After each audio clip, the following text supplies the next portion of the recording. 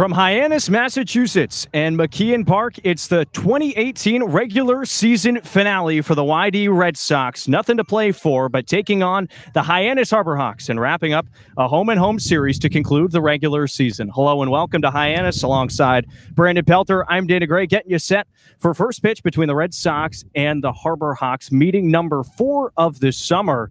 And another series up for grabs for the Red Sox, hoping to take it over the Harbor Hawks after Hyannis came away with a 6-2 victory yesterday over at Red Wilson Field. Brandon, a tough affair for YD, not sporting maybe their Class A lineup and featuring a lot of different pitchers, but give the Harbor Hawks credit. They collected 13 hits. Yeah, I think the biggest thing that you look at and for YD are a little disconcerted in seeing is that they, after playing one of their cleanest games of the year against Orleans at Eldridge Park, squeaking out a 2-0 win, then they go back and place 3 errors in that game. So I think for YD, that's been the most troubling thing, and defense all season long has certainly been tough to come by for the Red Sox. These two teams playing a home-and-home series back on the 4th of July and the 5th. Red Sox taking a 7-2 final here at McKeon Park on the holiday, and then the next day, 1 point apiece, a tie. So another chance for the Red Sox to pick up a series victory over an opponent. And we know that first round opponent as of last night, Brewster Whitecaps beating the Mariners 11-8. And then later on in Chatham, after a good hour-long fog delay, the Firebirds fell to the Anglers 6-5. So we know it'll be Red Sox and Whitecaps for the second straight summer in the first round. Well, if it holds anything similar to last year's first round matchup, we're in for a lot of fun ahead of us. If you don't remember last year, Carlos Cortez walking it off for the Red Sox, a win in game 1, and then lost a big one game 2. And in game 3, took extra innings, but the Red Sox fell to the Brewster Whitecaps, the eventual champions. And even going into that series last year, it surely felt like there was a favorite with the Red Sox owning the 2 seed, even though it was a middle-of-the-pack matchup. This year, much, much more inflated. The Red Sox entering today's ball game with 57 points, a Cape League best record. That's solidified. Gateman, the next closest, with 52 of their own. But it surely seems like this Red Sox team, it's do or die, championship or not, for 2018. I think, you don't want to go out on and really put all this pressure on these guys, but certainly YD is proven they're a team with a ton of talent, probably the best lineup 1 through 9 on the Cape, and a heck of a pitching staff as well. We overlook them a lot, but a group that has a top 5 ERA out here on the Cape. They've really settled in after struggling that first week of the season, and they've come into their own. Christian Wanders has done a really nice job working with these pitchers and helping them to improve in their short time here.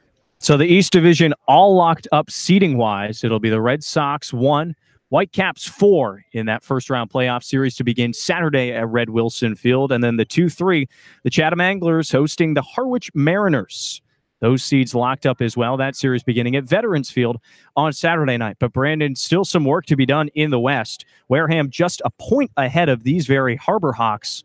So a Gateman loss and a Harbor Hawks win could boost Hyannis into that 1 spot. There is certainly a lot to play for this Harbor Hawks team, and we saw last night. We talked about the errors, but also for YD, you mentioned it at the Open. They're not really playing for anything here down the stretch. You want to get the bats going heading into playoff time, but for the Red Sox, they locked up the top seed in their division and across the Cape. So for them, it's just kind of hanging in there until the Saturday start of the playoffs. For Hyannis, though, it should be clicking on all cylinders because we've seen how different things can be being the 1 seed versus the 2 seed. Looking at the matchups. Red Sox 26-12-5 entering tonight's final ball game, game 44. Last time the Red Sox had 57 points in a campaign, it was 2009. They took away the top spot in the Eastern Division with a record of 28-15-1. So a ton of ties in this year's season, but a chance to get over that hump, pick up points 58 and 59 here at McKeon Park, a place where the Harbor Hawks are very successful. 14-5-3. That's the second best home record on all of Cape Cod. Only second to these very YD Red Sox. And let's meet Scott Pickler's lineup that he's doling out today for game number 44. Leading things off and out in center field, Zach Ashford. Christian Koss bats second and is the shortstop. Second baseman, Noah Campbell bats third. Andrew Dashbach in the cleanup hole. He's playing first base. Third baseman, Nick Quintana bats fifth. Quinn Cotton in the sixth spot, out in left field. Reese Albert is in right and batting seventh. Zach Subia, the designated hitter, and batting eighth. Matt Dyer rounding out the order and batting ninth. A lineup that seems a little bit different than yesterday's, featuring a lot of the familiar characters. But Brandon, you talked about how much Hyannis has to play for today. How much fun is it going to be watching Noah Campbell and Matthew Barefoot go after it today? Well, that's really the second storyline here to Hyannis trying to take first place in the West. It's going to be awesome. I think both players are certainly feeling it, and talking to Noah Campbell, he wants it. He is not out here to just, okay, I came in second place in the batting title. No, he really wants it. He's gunning for it. We're going to see him play really hard today. Barefoot at 380, as you mentioned. Campbell 379, 1/1000th of a point. And it all comes down to one final ball game today. It'd be interesting to see if either of them can collect a couple of hits in their first at-bats. If they stay in the ball game, how much the managers, Scott Pickler and Chad Gassman, feel that accolade is worthy of changing up their lineup a bit. That will all have to be decided in the few moments to come. Red Sox starting today with Brady Batten, just making his second start. The righty from Houston Baptist pitched against the Anglers in that 4-4 tie on July 27th. Only went 4 1/3 innings, but just seems like there's no script to what we could see today, at least from the pitching staff, if Orleans and yesterday against Hyannis are any example. Well, I think we're going to see things get a little wonky here during this game. That's the best way to put it. But, you know, it's a bold prediction there, Brandon. For YD, we said it so many times already locked things up. They're in a prime situation for the playoffs, so why waste a guy going into Saturday's playoffs? You're going to want to keep everybody fresh. I think we're going to see probably 2 innings and Scott Pickler piecemealing things together as he has done the past few games. The starter for Hyannis, Jacques Pichu, left-handed hurler from Austin Peay State University. Pitched in 4 games, but making his first start. Hasn't faced the Red Sox this year. He went just a few days ago on the 31st of July, just 2/3 of an innings against Bourne. So a pitching staff for Hyannis that has lost a few very important arms over the last couple of days and has forced Chad Gassman to pick up a ton of new players, make some activations, and also call on some other players to step up big for this incoming playoff run. Well, heck, that's an issue that I think a lot of coaches deal with year in and year out come this time of the season.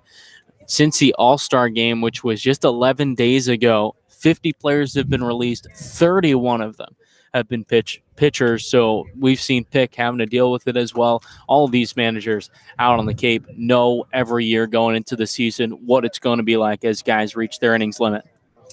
Gorgeous Thursday afternoon, turning into late evening in Hyannis, Massachusetts. It's the regular season finale. The YD Red Sox visiting the Hyannis Harbor Hawks for the final time in 2018, barring, of course, a matchup in the 2018 Cape Cod Baseball League Championship. The managers have met umpires, have their lineups, and we'll pause for the national anthem, then get you your starting lineups and more fielding alignments and the first pitch from McKeon Park on the other side.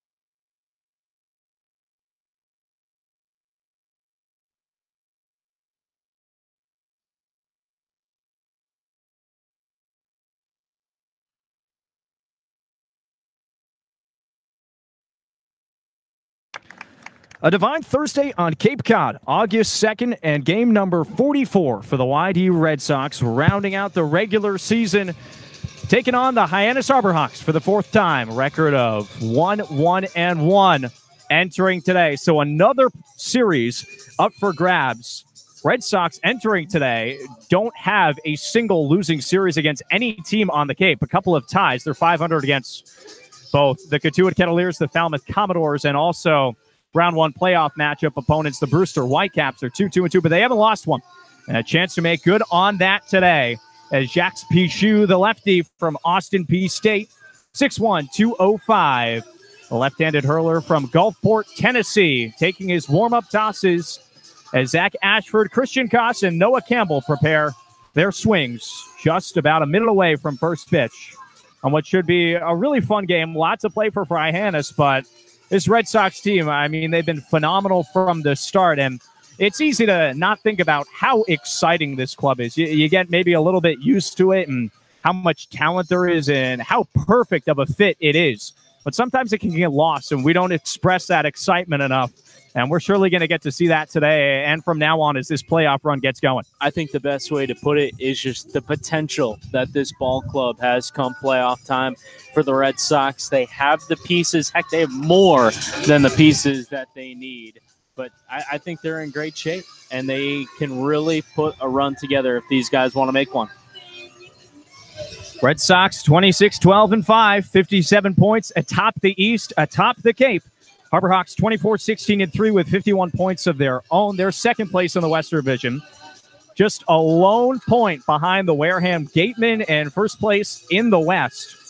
Things ended today. It was to be the Harborhawks and the Commodores right back here at McKeon Park on Saturday to begin the playoffs. But if Hyannis can jump up a spot with a victory and a Wareham loss, it would be a matchup with the Cotuit Cavaliers, a 1v4 coming on Saturday. Zach Ashford takes his way up to home plate at McKeon Park, just about ready for the first pitch of the regular season finale of 2018. YD hoping for an exclamation point on what has been just a phenomenal regular season for Scott Pickler and his club. And a pretty good start for Zach Ashford as well, batting .311. 9 runs batted in, the left-handed hitter from Fresno State. We'll dig into the lefty box to face the lefty, Jacques Pichu. Harborhawks in their home whites with the orange lettering and blue sleeves. Red Sox in their road reds and the blue numbers. First pitch on the way to Ashford. Waved at and missed for strike one. First pitch coming at 6:01 on the East Coast.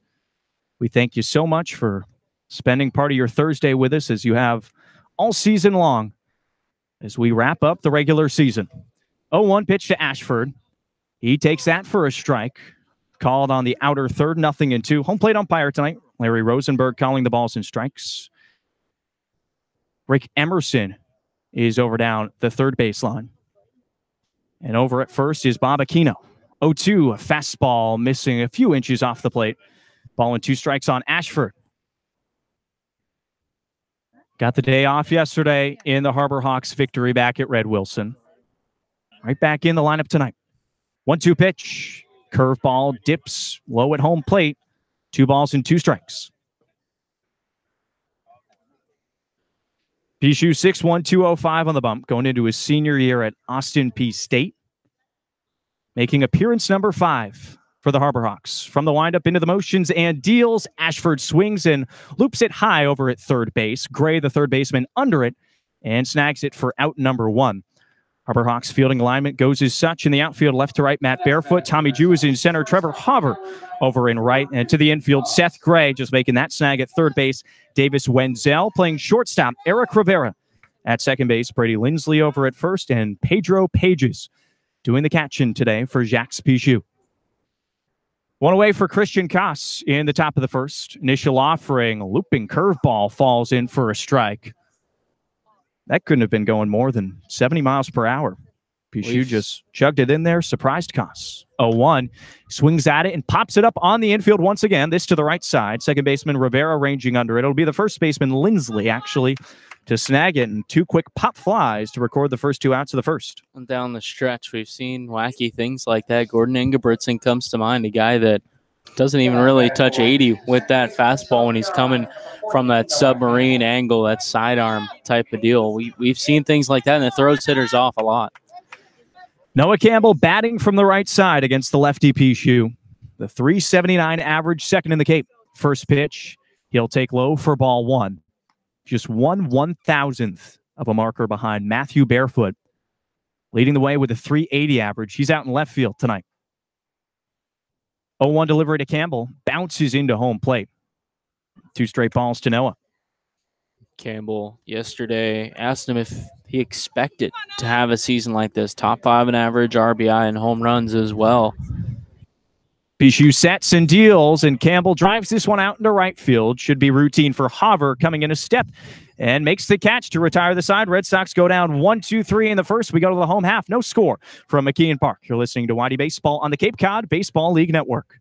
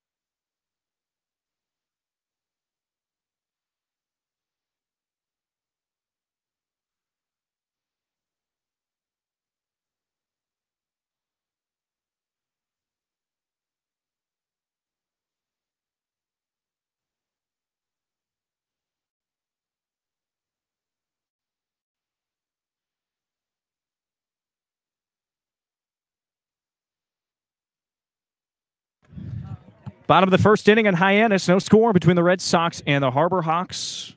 Hyannis coming to bat for the first time in this ball game. Leading things off, Davis Wenzel. Shortstop Tommy Jew, the center fielder, batting second. Matt Barefoot. He's in the 3-hole and out in left field. Todd Lott, the designated hitter, bats fourth. Seth Gray in the 5-hole and over at third base. The catcher, Pedro Pages, bats sixth. Trevor Hover in the 7-hole and out in right field. Second baseman Eric Rivera bats eighth. And Brady Lindsley rounds out the order and over at first base. Brady Batten, the righty from Houston Baptist, making his second start of the summer for the Red Sox. Facing off against Wenzel. Fires in a first pitch. This one sliced out into center field. Coming on is Ashford, and he has it in stride. 1 pitch and 1 out for Batten, who went 4 1/3 innings against the Anglers and looked pretty solid in his debut. No surprise to see Zach Ashford getting a fantastic jump on another Harbor Hawks hit. And that's just what he's done all season long for YD. Tommy Jew bats in the bottom of the first with 1 away. 255 average, 11 runs batted in. 2 homers as well. Righty-righty matchup with 1 away. First pitch taken low for ball 1. Jew went 2 for 5 yesterday with a pair of base knocks. Also scored 2 runs in that 6-2 Hyannis victory. Back at Red Wilson. Batten setting at the belt, deals, foul tipped. That one rolls back behind home plate. Bricks lining from both left to right here at McKeon Park, acting as the backstop, making its way from the Red Sox dugout on the right side over to Hyannis one on the left.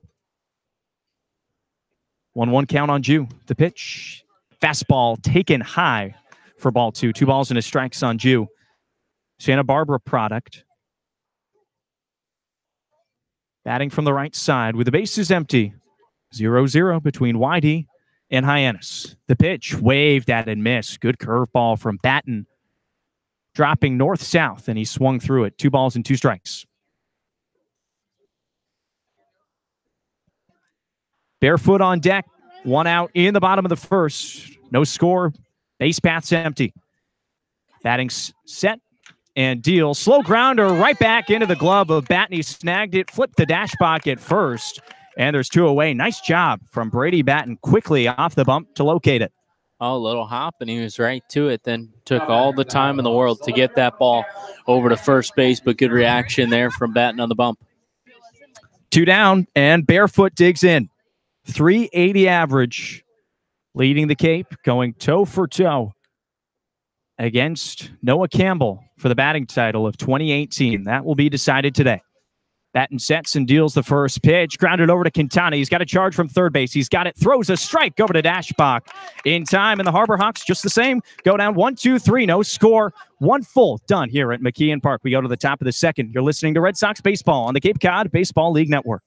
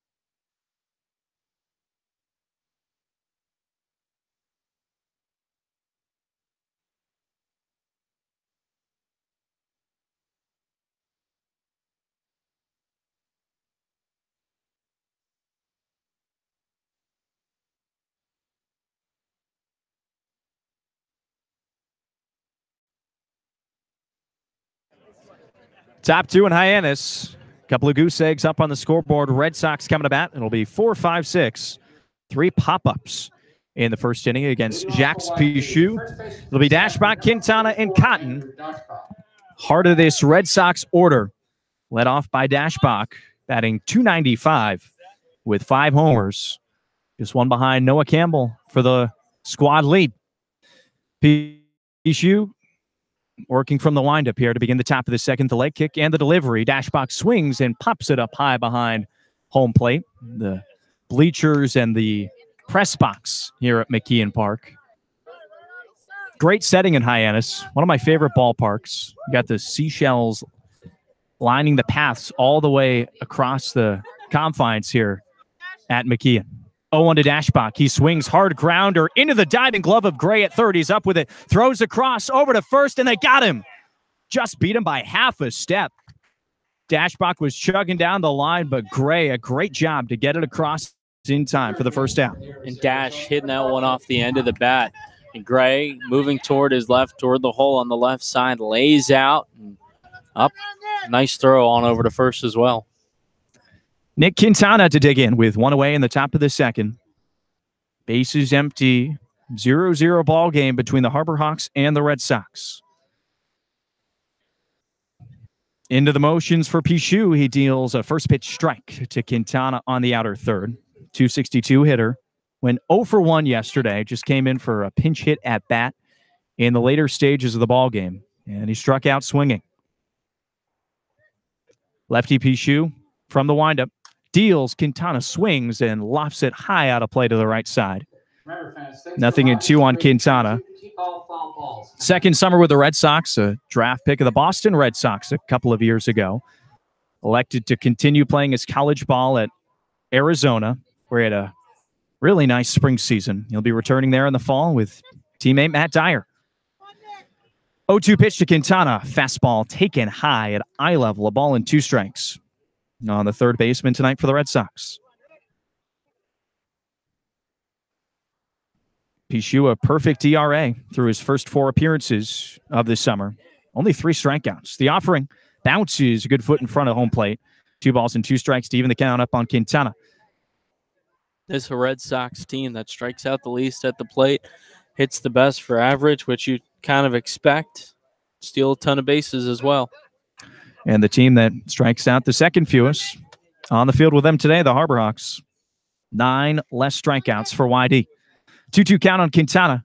Into the motions, Pichu, the pitch. He sits on it and pops it a mile high once again on the infield. A couple of guys converging. It's the second baseman, Rivera, who goes into the lip of the infield grass and makes the catch. 1 ground out and 4 pop outs to record their first 5 outs of this ball game. And it's up to Quinn Cotton to avoid another 1-2-3 inning. And if Quintana sees that and at bat number 2 against Pichu, I think he's sending that ball 400 feet, a long way. That ball just kind of hung up there, and Quintana couldn't sit back on it and really drive it. Wind gusting out towards right center field, right by the water here at McKeon Park. First pitch to Cotton, breaking ball, drops into the zone for a strike. On the Grand Canyon kid batting .287. Still no homers. Does have 21 runs batted in. Pichu sets, fires, fastball, misses low and away. A ball and a strike on Cotton with 2 outs in the top of the second. 0-0 ball game as Pichu has retired the first 5 batters he's faced. 1-1 pitch to Cotton. Taken high for ball 2. Most of this season, Quinn had the average up above the 300 clip. It's dropped a little bit over the last couple of weeks. Waving the bat over his shoulder, awaiting the 2-1. Here it is. He nicks it foul. Right into the brick. 2 balls and 2 strikes. Final game of the regular season. Number 44, the Red Sox complete their record at home. 14-5-3. 12-7-2 on the road. Hoping to improve that. 2-2. Checks his swing as the breaking ball misses away. And the first full count of the ball game worked by a Red Sox hitter against Pichu. Looking for that first base runner here in the top of the second inning. Pichu, the signs from Pages, into the motions and deals. Cotton swings and once again just gets a piece of it. YD hitters having a tough time timing up that off-speed pitch from Pichu.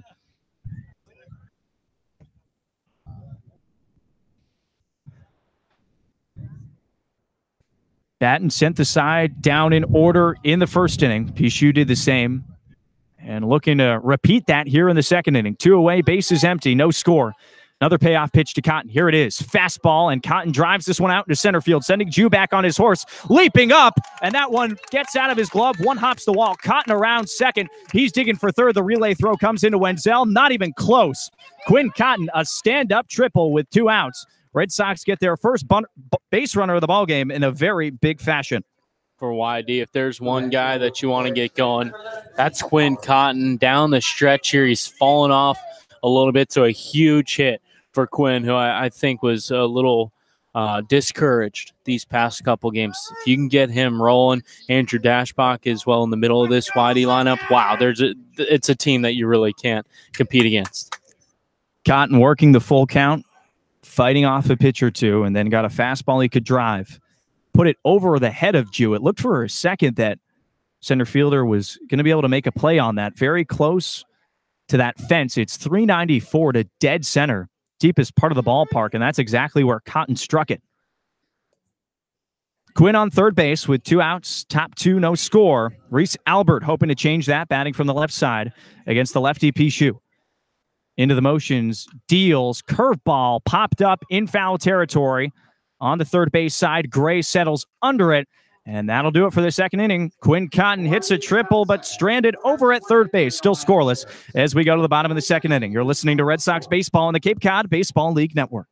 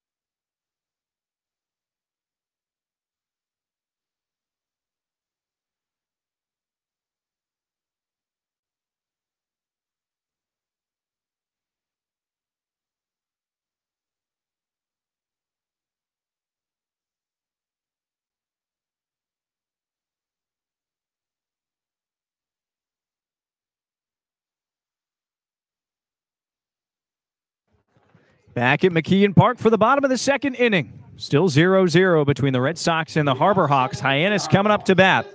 4-5-6, Lott, Gray, and Pages to face Brady Batten.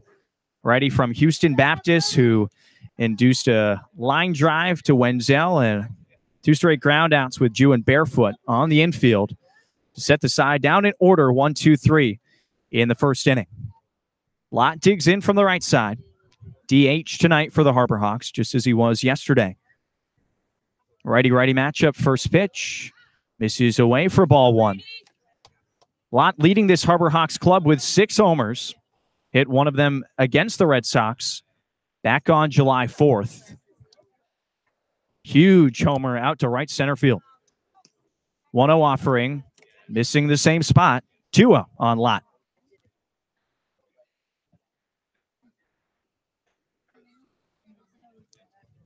Went 1 for 5 yesterday with an RBI in the Harbor Hawks victory. Batten sets and deals, swung on and missed. Off speed, he fooled Lott. He was out in front of it. 2 balls and a strike on the Louisiana Lafayette product. No outs, no one on base in the bottom of the second. 2-1 pitch, drops low at the shoelaces. 3-1 count worked by Lott here. Getting in the driver's seat over Batten, who's just making his second start, his second appearance. Pitched just 4 1/3 innings against the Anglers about a week ago. 3-1 on the way. Cut and a miss. That was ball 4 as well. Little cut bite at that at the end, and it dropped in the dirt, but Lott couldn't hold up the swing. And it's a full count work to begin this bottom of the second inning. Batten setting at the chest. Into the motions, deals, and Lott swings. 2-hopper into the glove of the shortstop. Koss up with it, throws over to Dashbach. And Lott is retired to begin the second. He's going to have to find a new piece of lumber as well for his next at-bat. That one splintering one in on the hands and just fought it off. Koss making a nice play. Another guy in the field you want to see making these plays and getting some good reps in today because he's struggled a bit with errors down the stretch. He's really picked up the defense, though. The whole club has. Red Sox are 9th on the Cape defensively with 70 errors. Harbor Hawks are 2nd, only 41. 1 out for Seth Gray. First pitch, takes it for a strike right down Main Street. A fastball put in by Batten. Get ahead in the count 0-1 on Gray, the third baseman for the Harbor Hawks. 250 average, 1 homer. Righty-lefty matchup. The 0-1 pitch swung on and missed. Another fastball from Batten. He's quickly ahead 0-2 on the 5-hitter.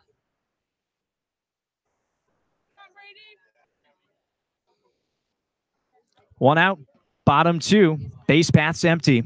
Gray at the plate facing Batten. 0-2, another ground ball. This slowly for Campbell. He's got it over to first. Just like that, 2 outs. 4 straight ground outs induced by Brady Batten from the first inning here into the second, and there's 2 away. He's looked good. I mean, the best ball hit that we've seen so far was off the bat of Davis Wenzel, the first hitter of the game for the Harbor Hawks, and Zach Ashford tracked that one down with ease. 2 away. Pedro Pages digs in for the first time today. Catcher tonight for Hyannis, batting from the right side. First pitch from Batten. Takes it for a strike on the outside corner. Pages nods his head. Agrees he's seen it now, and he gets back in the box. Bat in the signs from Dyer. Coming set just above the belt. Leg kick and deals. Another fastball and another strike. 0-2. And Page is a bit more confused with that one. Looking back at the home plate umpire, Larry Rosenberg. He challenged him inside after going out. We'll see what he goes. 0-2 here, out in front of Pages. The pitch, fastball airmailed, brings Dyer up out of the crouch, a ball and 2 strikes. And from Brady, we saw in his last appearance, struggling working from the windup. So he's moved to the stretch, staying with it here with nobody on. He's looked a lot better, a lot more comfortable, and throwing a lot more strikes.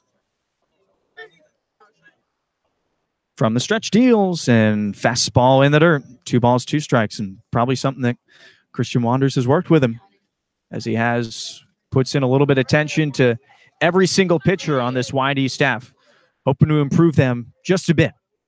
2-2 to Pages, waved at and missed. Strike 3, an ugly hack from the catcher for Hyannis. And the first strikeout for Brady Batten. 6 up, 6 down. We go to the top of the third. You're listening to Whitey Baseball on the Cape Cod Baseball League Network.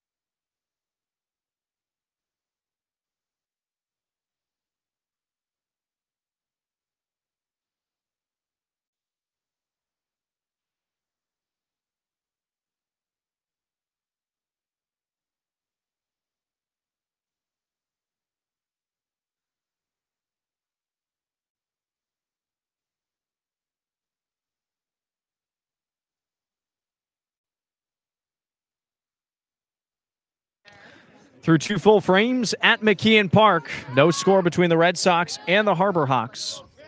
Zach Zubia to lead things off, followed up by Matt Dyer and Zach Ashford in the top of the third inning.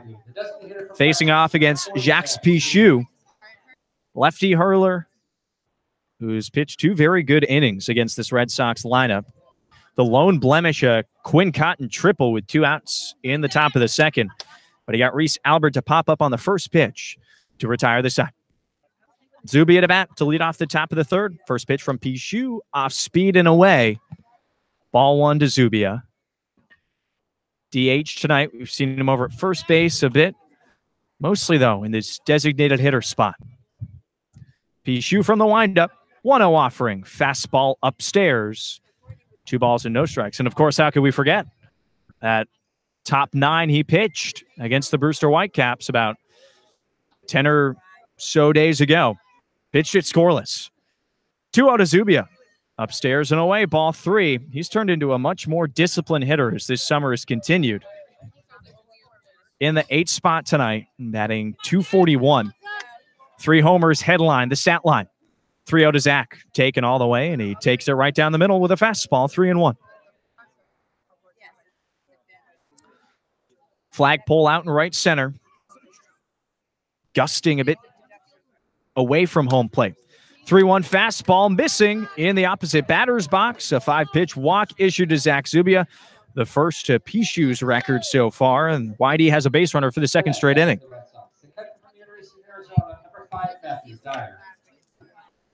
Matt Dyer, the last guy to face Pichou. Lefty entering today through his 4 innings of work, had only walked 1. It takes him 2 innings to give up his first free pass here in game number 44. Zubia slight lead off of first, held on by Lindsley. First pitch to Dyer. Takes it low for ball 1 at the shoelaces, and that'll bring Pages out of the crouch to go chat with his starter. Brady Batten looking very solid on the opposite side. Faced 6 Harbor Hawks hitters. He's induced 4 groundouts, a line out to begin the ball game, and collected his first K of the ball game.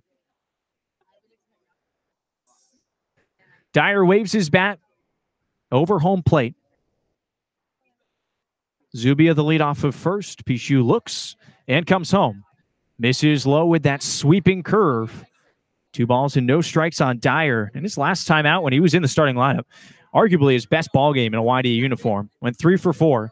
Second multi-hit game of the season. First one came all the way back on opening night. The pitch to Dyer. He swings and puts it foul up out behind the netting across home plate.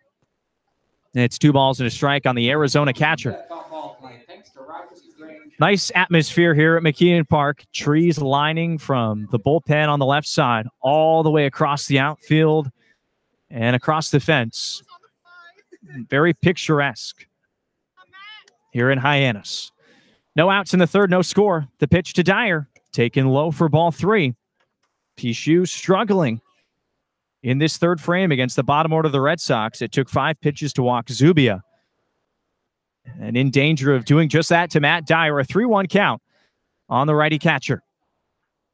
Pichu holds the glove at his chest, glances at first, leg kick, fires, and Dyer ropes this one out into left field, a base hit. Drops in front of Barefoot. Red Sox back-to-back base runners as Matt Dyer picks up the Red Sox second hit of the ballgame.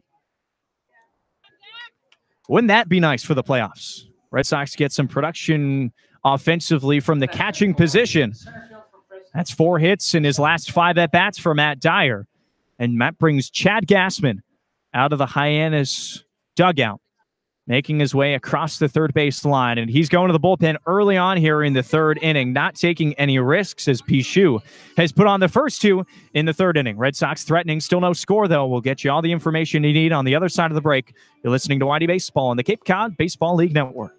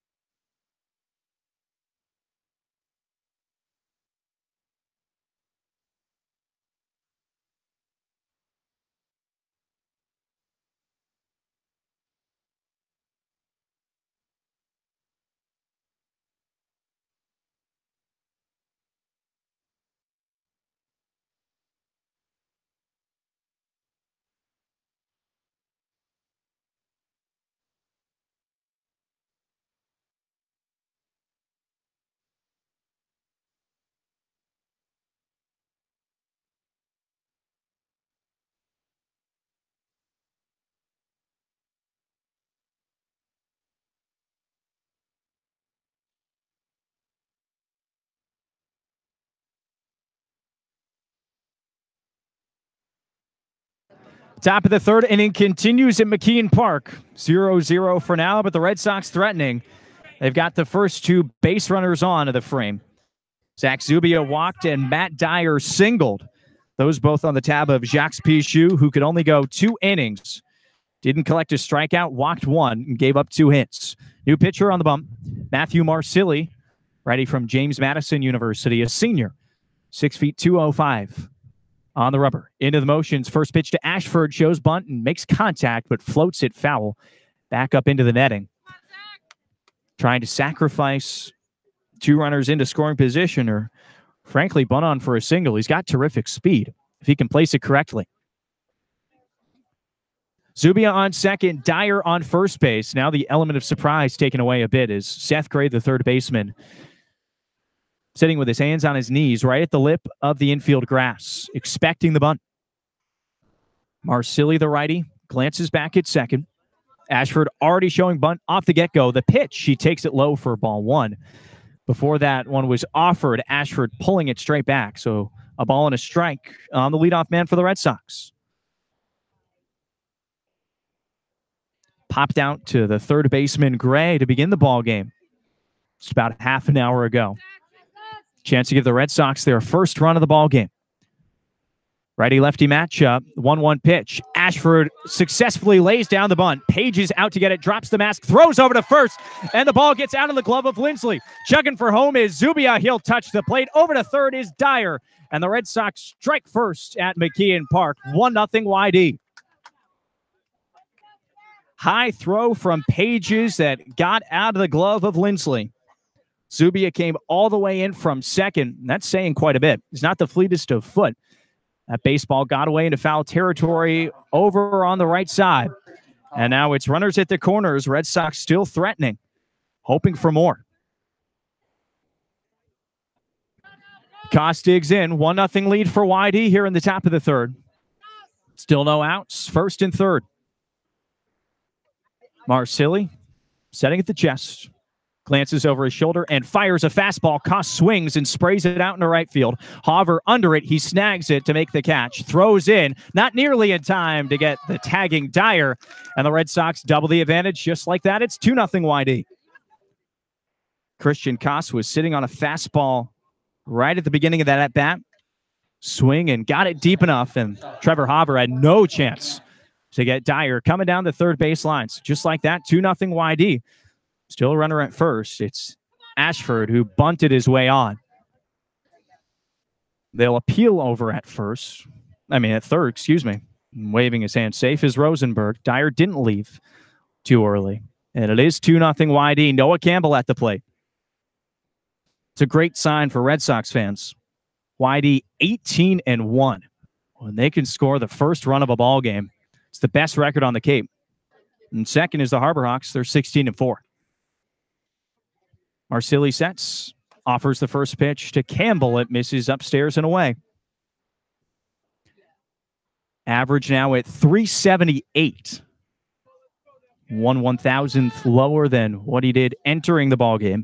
He flew out to right field, though Barefoot was retired as well. 1 out, a runner on. And Campbell will pause and call for a bit of time as Marsili steps off. Ashford, a 3-step lead off the bag at first. Lindsley holding him on. The pitch to Campbell. Fastball painted on the outer third at the knees for a strike. 1-1 count on the Gamecock. 26 RBIs, 6 homers. He's just caught fire over the last couple of weeks of the season. Really elevated that batting average.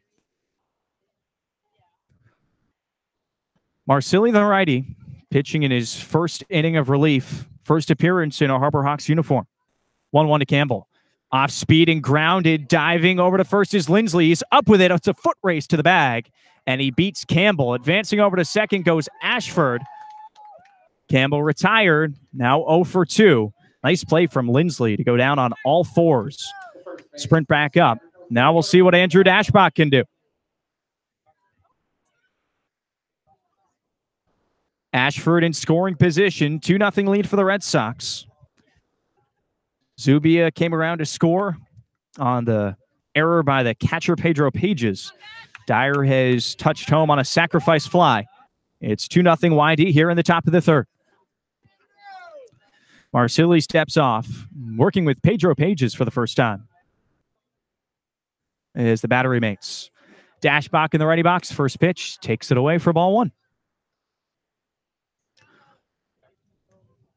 Looking across the scoreboard, Commodores out in front of the Kettleers 2-1.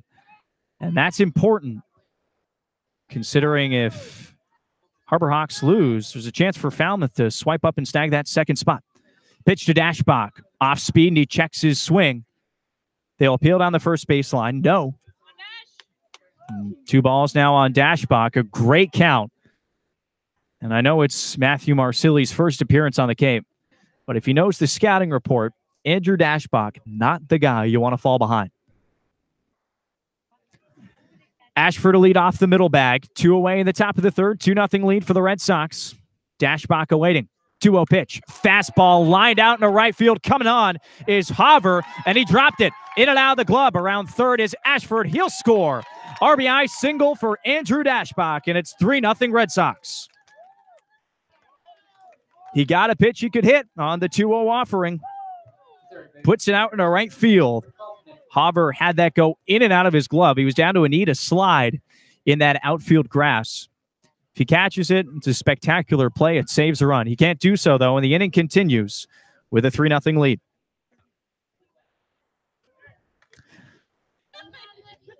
Quintana at the plate. Righty-righty matchup with 2 outs. Dashbach off the first. The first pitch is drilled out into deep left field into the gap. Barefoot just getting to it. Dashbach chugging for third. He'll get there standing. The line keeps on moving. Nick Quintana picks up his single. He's now 1 for 2. The Red Sox putting together quite the third inning against Hyannis. Already 1 more run than they had yesterday through a full 9. Runners at the corners with 2 outs. Quinn Cotton will step up. He had the only hit for the Red Sox entering this inning, a triple to the deepest part of the ballpark. First pitch to Cotton. Curveball drops in the dirt low for ball 1. Becoming the 8th hitter to plate for the Red Sox here in this third inning. They've scored 3 runs on 3 hits. All of them have been singles. Marsili, the righty, setting at the chest, a glance over his shoulder at first base, and fires.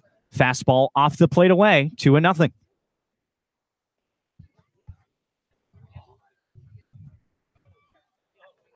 Few clouds rolling in here in Hyannis.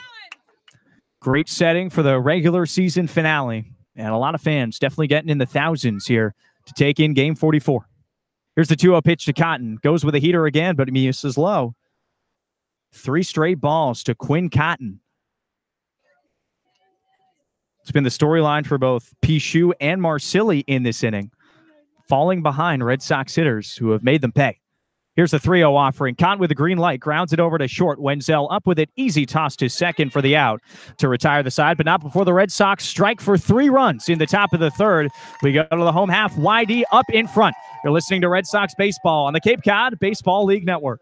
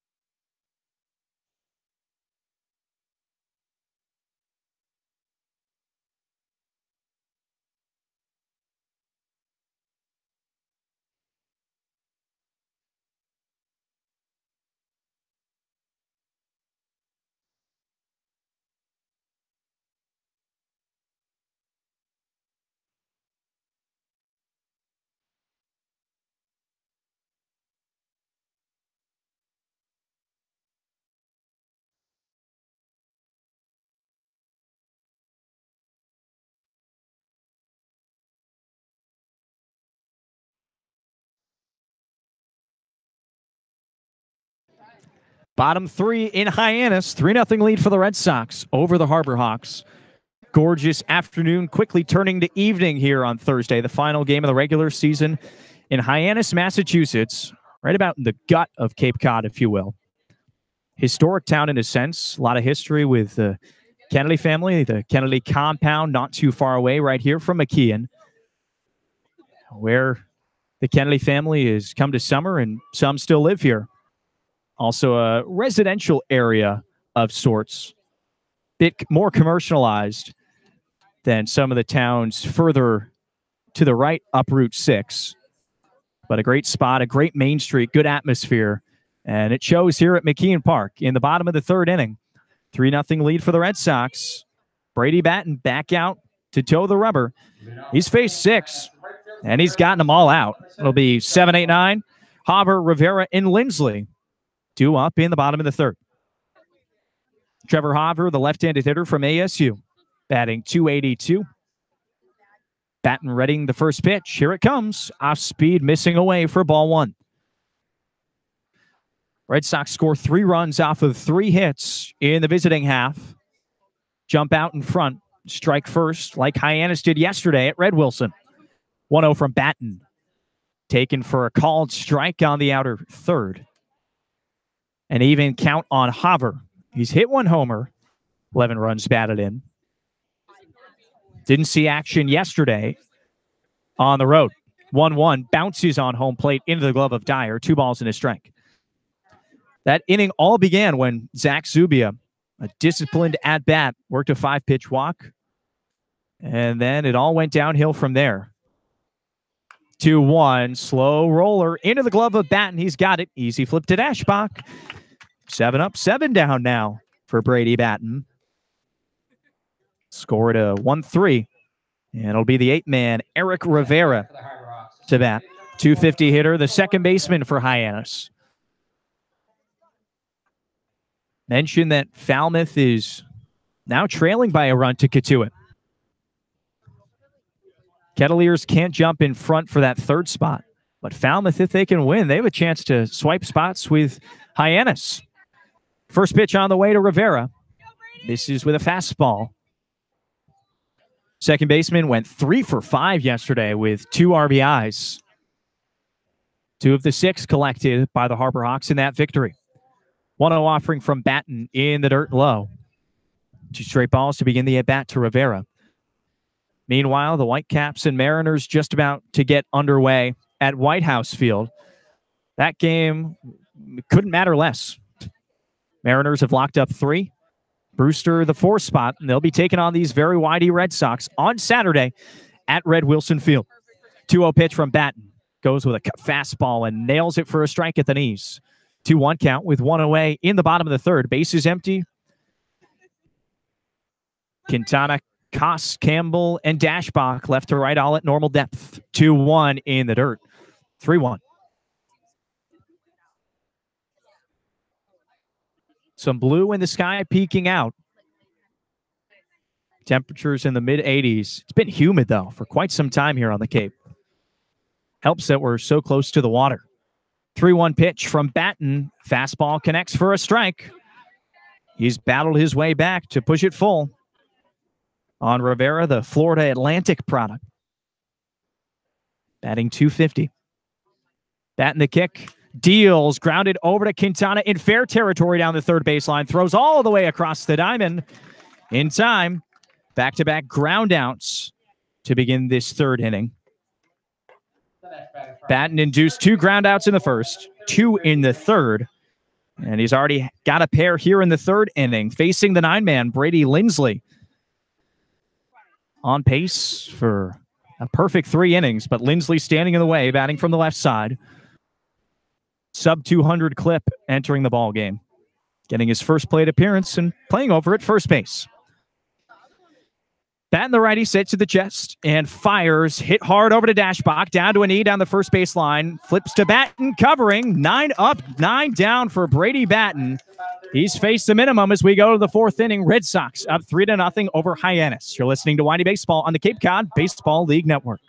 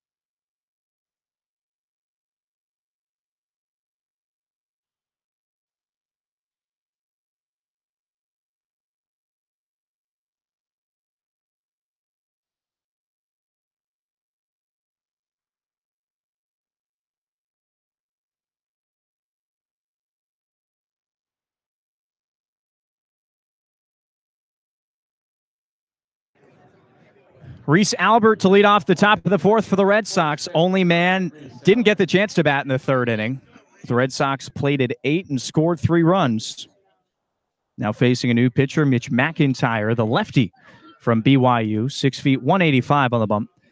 Pitching in the top of the fourth. First pitch to Albert, taken for a strike. A fastball pounded in there. 0 for 1 day for Reese so far. Popped out when Cotton was on third base to conclude the second inning. Lefty with a kick. Fires. Just nicked foul into the netting. Rapidly 0-2 on Albert. Celebrated a birthday earlier on this summer. There's been a few guys like that on the Cape for the Red Sox. Get to celebrate here with the Red Sox. 0-2, waited on, but drubbed foul down the first base line. Count remains 0-2. Believe it was most recently Adam Kerner with a birthday on July 31st. Always fun when that happens. A lot of birthdays coming around here at the end of July. Away from home, but playing some good baseball. 0-2 to Albert. Fastball upstairs. Ball in 2 strikes. Back in the third, Zubia scored. Dyer touched home. Ashford as well. Those the 3 runs. 1-2. Albert slices this one out into shallow left field. Barefoot coming on the run and makes a shoestring catch right in front of the foul line. Nice play from the left fielder to retire the first man of the 4th inning. Man that got it all started in the 3rd inning. Zubia will step up. Work that walk. He was facing Jacques Pichou, who could only go 2 innings in this ball game. Matthew Marsili came on to finish the 3rd. Got roughed up a bit.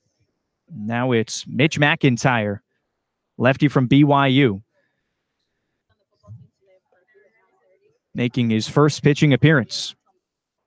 Initial offering to Zubia. Off speed, taken for a strike at the knees. Only action that McIntyre has seen was in the field yesterday against the Red Sox. 0-1 on the way, waved at and missed. 0-2. Blew a fastball by him, so the first pitching appearance for McIntyre.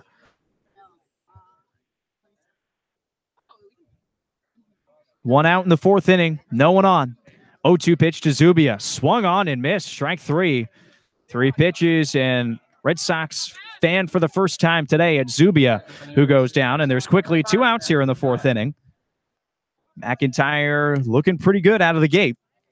We'll have to deal with Matt Dyer, though, who's 1 for 1 today, and 4 of his last 5. 3 hits coming in that victory over the Mariners a few days ago. Seems to be heating up at the right time of the season. Lefty-righty matchup. First pitch. Dyer swings and puts it out into deep left center field. Going over is Jew down full extension, and he got it. Tommy Jew laying out and robs Matt Dyer of extra bases. A phenomenal catch from the center fielder. And the Red Sox go down 1-2-3. We go to the home half of the 4th. 3-0 lead for YD. You're listening to Red Sox Baseball on the Cape Cod Baseball League Network.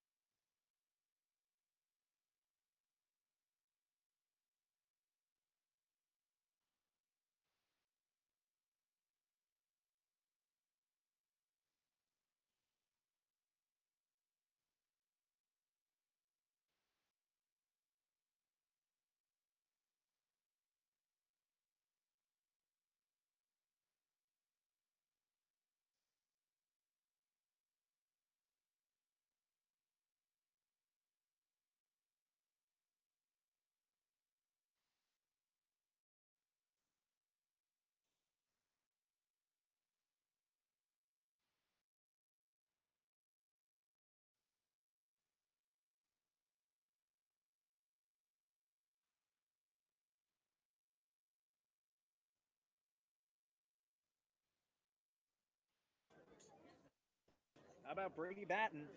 Faced 9 men through 3 innings. He sent them all down in order as we begin the bottom of the 4th inning. A 3-0 lead for the Red Sox. And the righty from Houston Baptist in his second start, just his second appearance. He's in a groove. He'll face Wenzel, Drew, and Barefoot. 2 up in the bottom of the 4th. YD notching 3 runs in the top of the 3rd. It's the only scoring that's been needed so far, as Batten has been phenomenal. Set to the belt, readying the first offering, deals off speed, falls in for a strike. Starting off Wenzel, who lined out to Ashford to begin the bottom of the 1st. Made good contact, probably the best of any Harbor Hawk hitters so far. 0-1 pitch from Batten, swung on in a high chopper, but off the foot of Wenzel. Just a foul ball. 0-2. That one went a good 15 feet in the air off the cleat of Wenzel, who was hobbling around for a second, seems to be okay.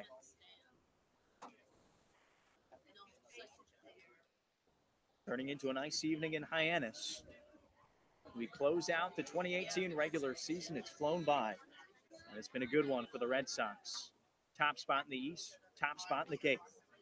Bat readying the 0-2 offering. The pitch to Wenzel, upstairs and hot. That fastball almost brought Dyer straight out of his crouch. That's saying something. All catcher for the Red Sox getting the start tonight. We saw Vito Freesia yesterday. Also Adam Kerner in that catching carousel. 1-2 pitch to Wenzel. Off speed and in the dirt. He lays off of it. 2 balls, 2 strikes.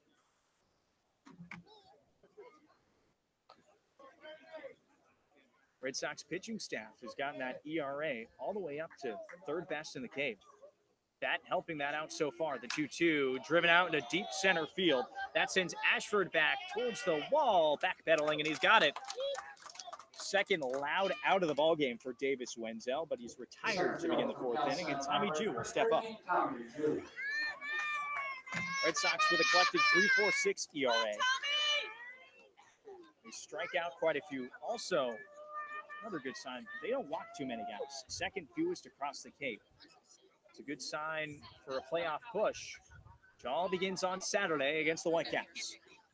1 away for the righty Jew. First pitch, fastball hits the dirt in front of the chalk. Bounces all the way back to the brick behind home plate, ball 1. Mariners with a 2-0 lead over Brewster.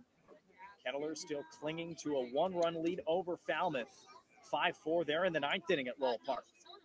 1-0 pitch, foul tipped.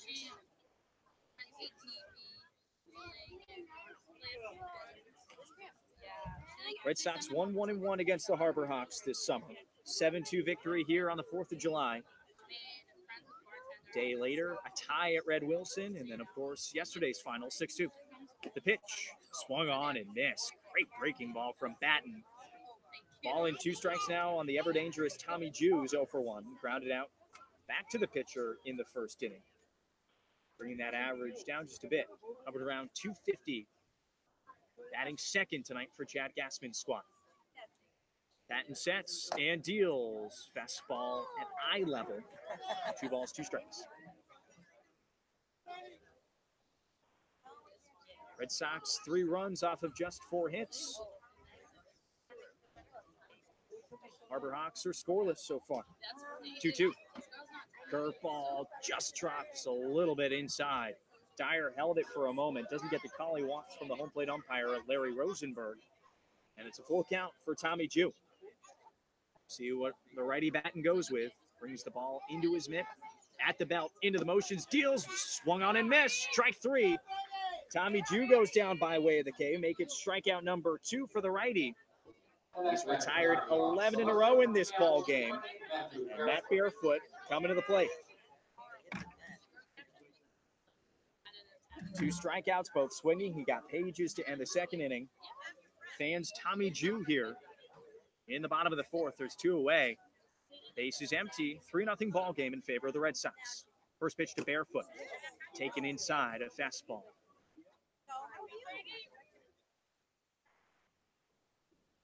Barefoot now batting .379. Just 1/1000th above Noah Campbell at the moment. 1-0 pitch to Barefoot. Fouled off down the first baseline.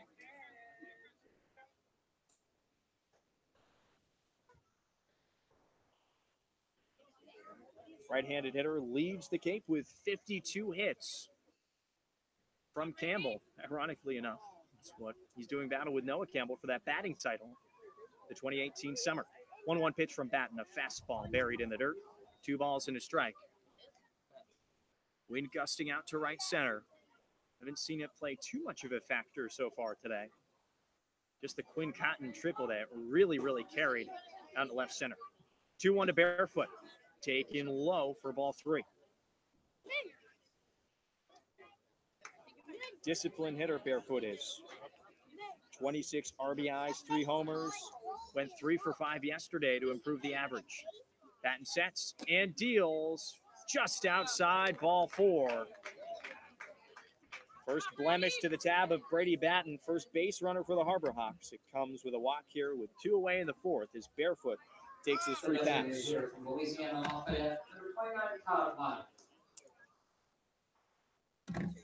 Todd Lott steps up as Batten looks to quickly redeem himself. Retired the first 11 batters of this ball game. 1 through 9, and then Wenzel and Jew once again here in the 4th inning. Facing Lott for the second time of the ball game. First pitch, fastball in the dirt. Nice job by Matt Dyer to block it with his chest. He's very active behind home plate. Rarely see anything get behind him. We did earlier on in this season, but that's when he had that stance that wasn't the full crouch. He'd keep just one knee down on the dirt. Righty Batten setting at the belt, fires a fastball missing at the shoelaces, 2-0. Lott 0 for 1, ground out victim in the second inning. Batting .294 with 6 homers to lead Hyannis. Batten ready, 2-0 offering, off speed, drops for a strike. 2-1 count on the cleanup hitter for the Harbor Hawks. A 3-0 ball game. Game number 44 of the season. We're in the bottom of the 4th. Red Sox out in front. Batten getting set. Now comes home and misses just away. Not missing by much in this inning. Seems like that strike zone is tightened up, if anything, a little bit here in the 4th. 3-1 count now on Lott. Second straight time, that's the count on another dangerous hitter with Barefoot off of first. Dashbach holding him on.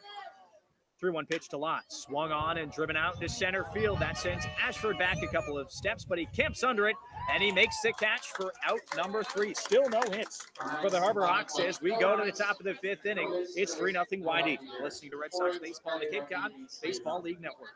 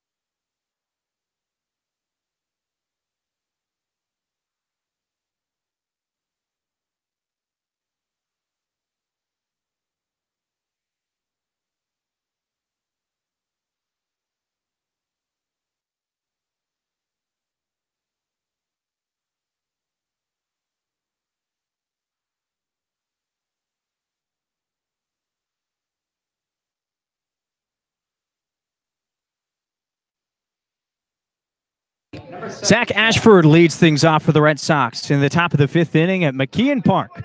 Red Sox leading it 3-0. on the final game of the regular season. Danny Gray with you here in Hyannis, Mass. Gorgeous evening. First pitch on the way to Ashford, taken low for ball one. Thrown from Connor Donahue, making his Harbor Hawks debut. Righty from UMass Amherst, 6'3", 245. And a native of Salem, New Hampshire. Another New England kid. 1-0 to Ashford. Fastball just below the knees. 2-0 count on Zach. He advanced on that bunt in the third inning that actually scored Zubia all the way from second. Error from Pages brought him home. 2-0 pitch to Ashford, swung on and hit hard down the first base line, but foul. 2-1 count on the Fresno State product, who's batting .311. They just announced over the loudspeaker a final it could to it. Kettleers take it over the Commodores. That means the Harbor Hawks have locked up that second spot, at least in the West. 2-1 to Ashford, bounces in the dirt, 3-1. So the worst Hyannis can do is finish in second place in the West. If Wareham were to fall later on tonight, they're tied 1-1 in the fourth, and the Harbor Hawks could come back. They would take over first place. 3-1 offering to Ashford. He swings and lines it through the hole on the right side. Leadoff base hit for the Red Sox. Zach Ashford continues to swing a hot bat. YD has the leadoff base runner on. Christian Koss to step up for the third time today. Popped out to the first baseman in the initial inning, but a great at-bat in the third. He took a fastball, that from Marsili, first pitch, and he put it out into right field, made great contact, sent Hauber back, acted as a sac fly, and collected RBI number 17 on the summer. Donahue looking over his shoulder, now fires home. Koss reaches for it, swings, and puts it out into fair territory down the right field line. Koss rounding first, heading for second. Holding up at third is Ashford. Back-to-back hits for the Red Sox in the fifth inning. Christian Koss with a double. Whitey with two runners in scoring position for Noah Campbell. Christian Koss did everything he could to reach out off the plate and fist it just over the head of the first baseman Lindsley. It tucked right inside the line. Couldn't have been placed better. And now Noah Campbell with a chance to do some real damage in his third plate appearance. He's 0 for 2. Average fallen just a little bit down to 378. Still just a hair behind Barefoot for that Cape League batting title. And the way things are going, Barefoot 0 for 2, or excuse me, 0 for 1. He did walk. If one of these guys can just get a single, that might do it. Entire infield comes in with runners at second and third. Top five, 3-0 ball game with no outs. Righty on lefty matchup. Donahue into the windup and fires. Called strike on the outer third. Campbell with 26 runs batted in this summer. Leads the Red Sox. Chance for a couple more right here. And to give Red Sox a little bit more breathing room. 0-1 to Campbell is driven hard, but at the second baseman, Rivera, he's got it over to first to retire Noah. Great job from Rivera to look back both the runners as well. They have to hold, add on, and out. And Noah Campbell is 0 for 3. Andrew Dashbach now to bat. Good contingency of Andrew fans. His family has been out here for a little bit. Getting to see him play in final contest of the regular season in a prime opportunity. Top of the fifth, YD leading by 3. Runners on second and third. It's Ashford dancing off the third baseline, and Koss a good lead off of second. First pitch to Dashbach, off speed and away. If Red Sox can get past this fifth inning with a lead, it's a good sign. They're 21-0, and they have the advantage after 5 innings. Only perfect record on the Cape. Second best. It's the Harbor Hawks. They're 18-1. 1-0 pitch to Dashbach. Swung on and missed. Good breaking ball in the dirt, and it fooled Andrew. Evens the count up at a ball and a strike. Off day tomorrow across the Cape. August 3rd, and then August 4th, the Saturday, the new season begins. 2018 Cape Cod Baseball League playoffs. Red Sox will be hosting the Brewster Whitecaps for the second straight summer, Game 1 at Red Wilson. 1-1 to Dash. He swings and puts it up the middle for a base hit. Jogging in easily is Ashford. Rounding third is Koss. He'll score. Andrew digging for second, sliding, and he's got it. RBI double for Andrew Dashbach, and the Red Sox blow it open in the fifth. It's 5-0 YD. Just another example of a YD hitter working a good count. Saw a pitch he could hit. And with the infield in, Wenzel, maybe if he's at his normal depth, he has a play on that. Yeah, he didn't even bother. That one was past him in a hurry. And the Red Sox now lead it 5-0. Nick Quintana to dig in.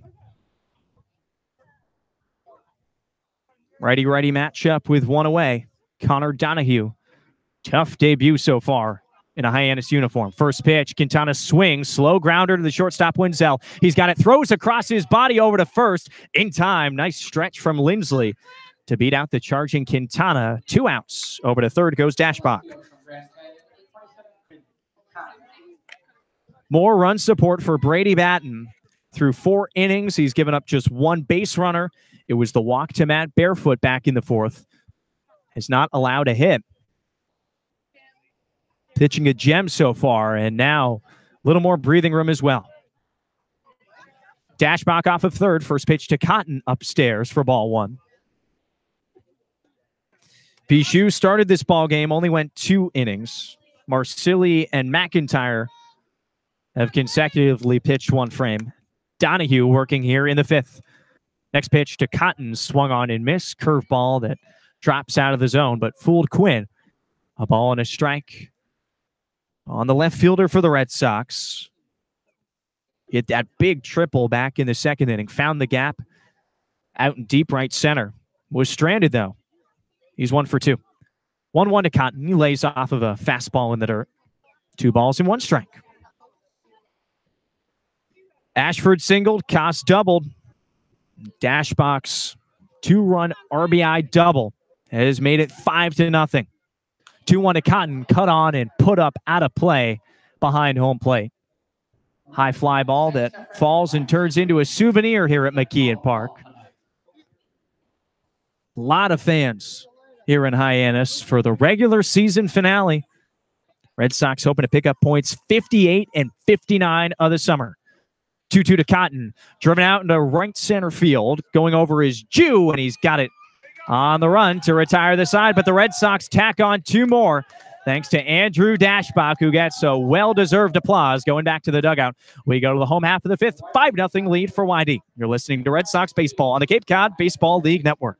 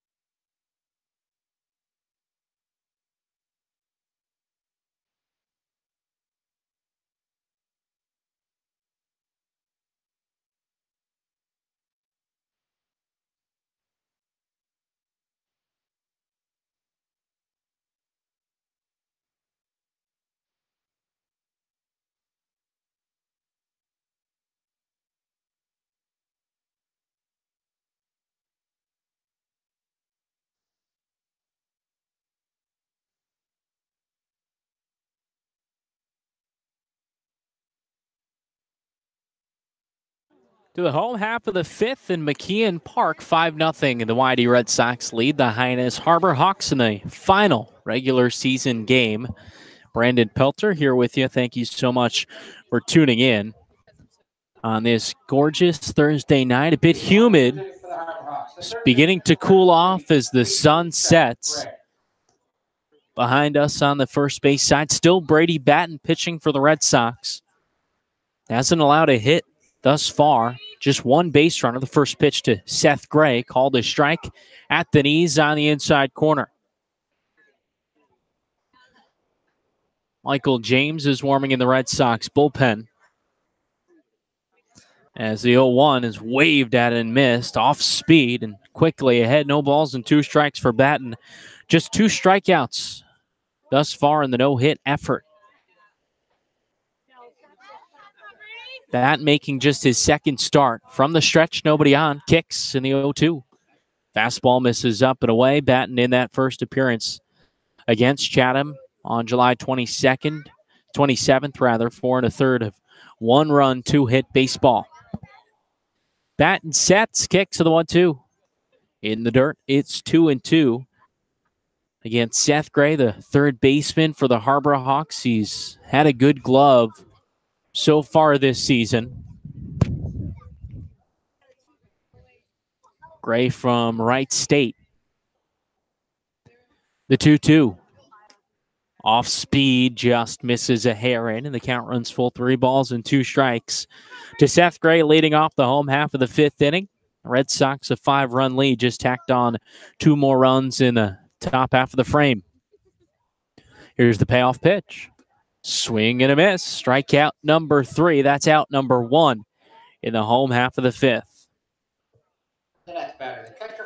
Batten's been hitting the spots. Started out with some off speed, working in her third. Got a swing and a miss for strike 2, and he was ahead 0-2 before wasting a few pitches. Now it's the 6-man Pedro Pages. 0 for 1 today. He struck out swinging, was the first strikeout victim. Pages hitting .260 for the Harbor Hawks. Here's the first pitch to the righty. Misses in the dirt. Batten in his first start worked out of the windup with nobody on, and then a few innings into it, made an adjustment, had a conversation with Christian Wanders, the Red Sox pitching coach, and started going from the stretch. 1-0. Called a strike, off speed just below the hands. That's made a world of difference so far today through 4 1/3. Still no hits, just 1 base runner allowed. Andrew Dashbach well off the line at first as Batten sets to the 1-1. Nips the outside corner at the knees. It's 1-2 with 1 out in the bottom of the 5th.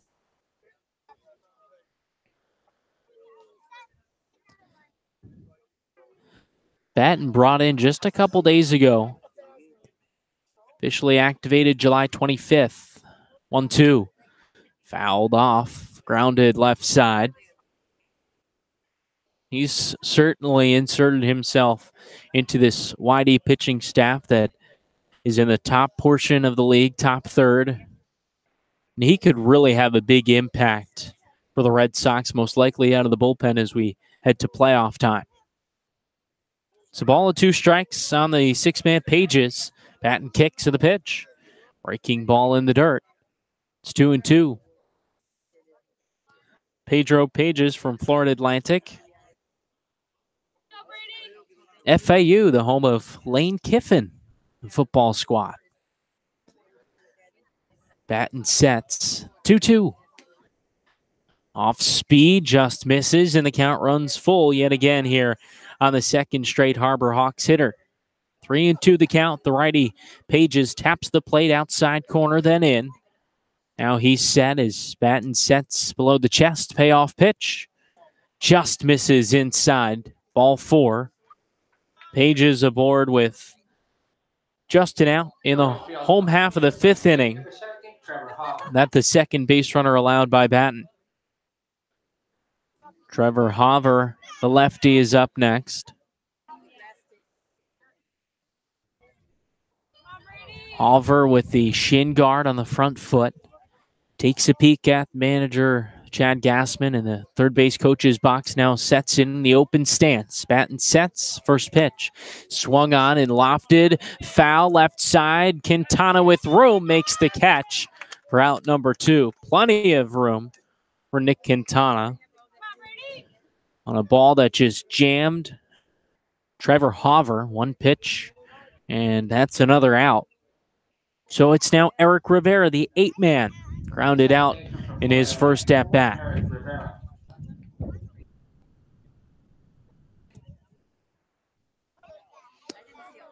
Pages at first base. He walked. As the wind really picks up, blowing out over the right field fence. First pitch.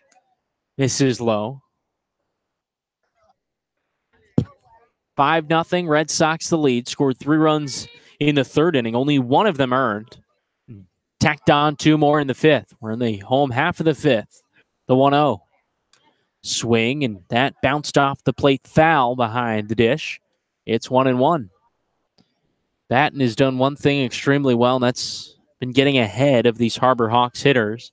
He's also limited the free passes to just 2 through 4 2/3. He steps on the first base side of the rubber.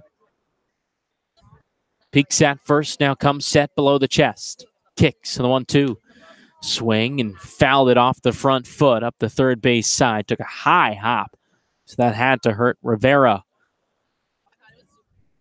who started up the first base side, now circles back. It's 1-2 with 2 outs in the bottom of the fifth. Final regular season game. Each Cape League team playing today. We already have a final from Cotuit. 5-4, the Kettleers beat Falmouth. That locking in the 3 and 4 teams, Falmouth and Cotuit. Now Wareham and Hyannis battling for the 1 spot. The 1-2. Swing and a soft grounder to the shortstop. Koss. He'll flip it to Campbell the short way at second base to retire the side here in the fifth. No runs, no hits. One man is left on base. It's 5-0. YD through 5 innings at McKeon Park. You're listening to Red Sox baseball on the Cape Cod Baseball League Network.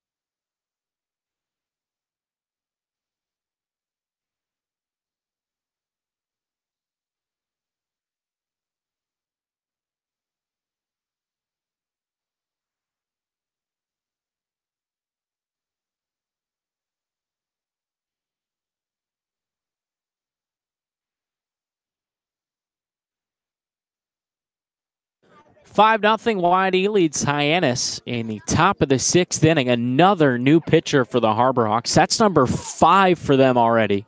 It's the lefty from Vanderbilt, A.J. Franklin, making his Harbor Hawk debut. Franklin at 6'2", pitched in just 3 games out of the bullpen for the Commodores. Didn't allow any runs, no hits either in 2 2/3 inning. Did record 2 strikeouts. Franklin, standing tall on the bump, will face the lefty Reese Albert for the Red Sox. 7-8-9 due up. The first pitch misses inside. Albert cooled off, hitting 280. 1-0. Fouls it off the plate, then his backside. It's 1-1.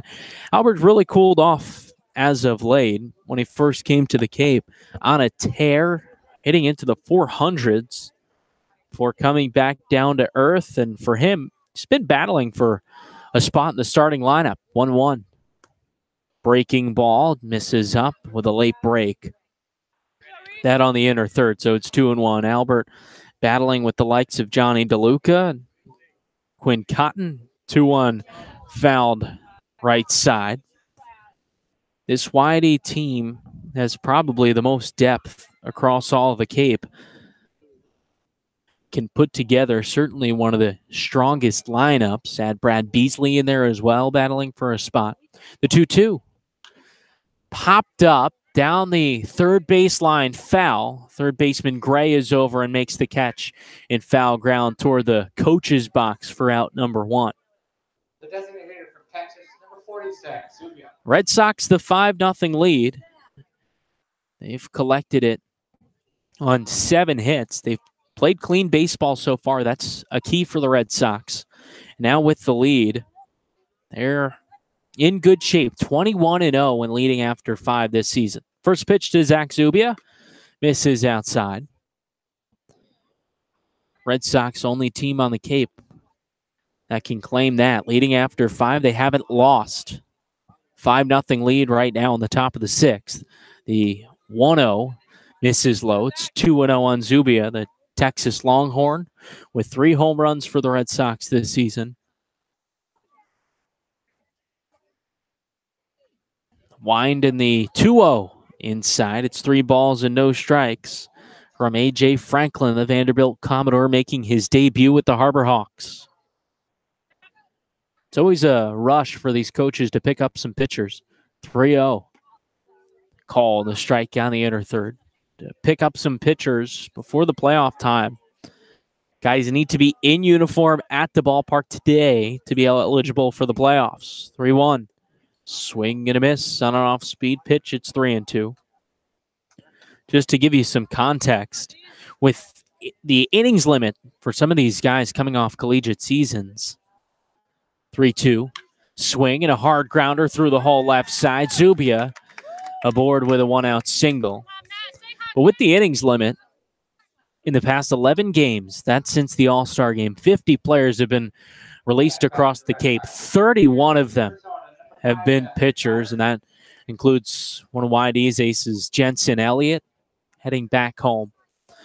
So Zach Zubia aboard with the 1-out single. Top of the 6th inning, that single through the left side. Now Matt Dyer, the 9-man up.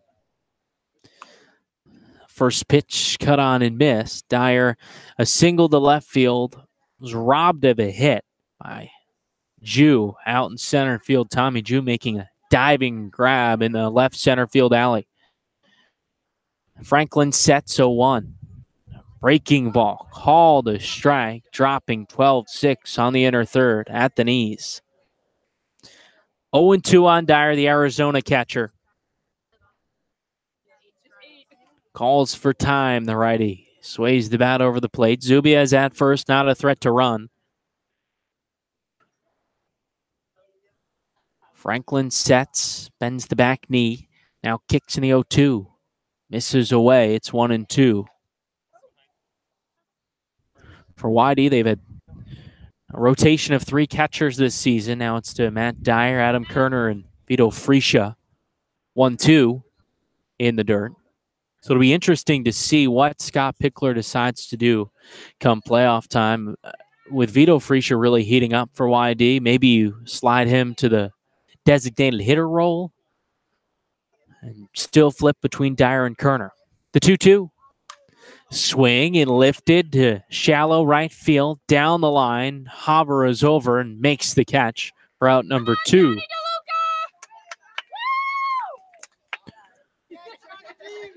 DeLuca is up next. He's pinch hitting for Zach Ashford. And as we mentioned, another one of those guys that will be fighting to start for the Red Sox come playoff time. DeLuca, a switch hitter.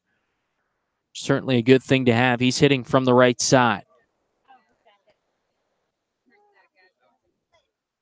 2 outs, top of the 6th. The first pitch to DeLuca misses low and in.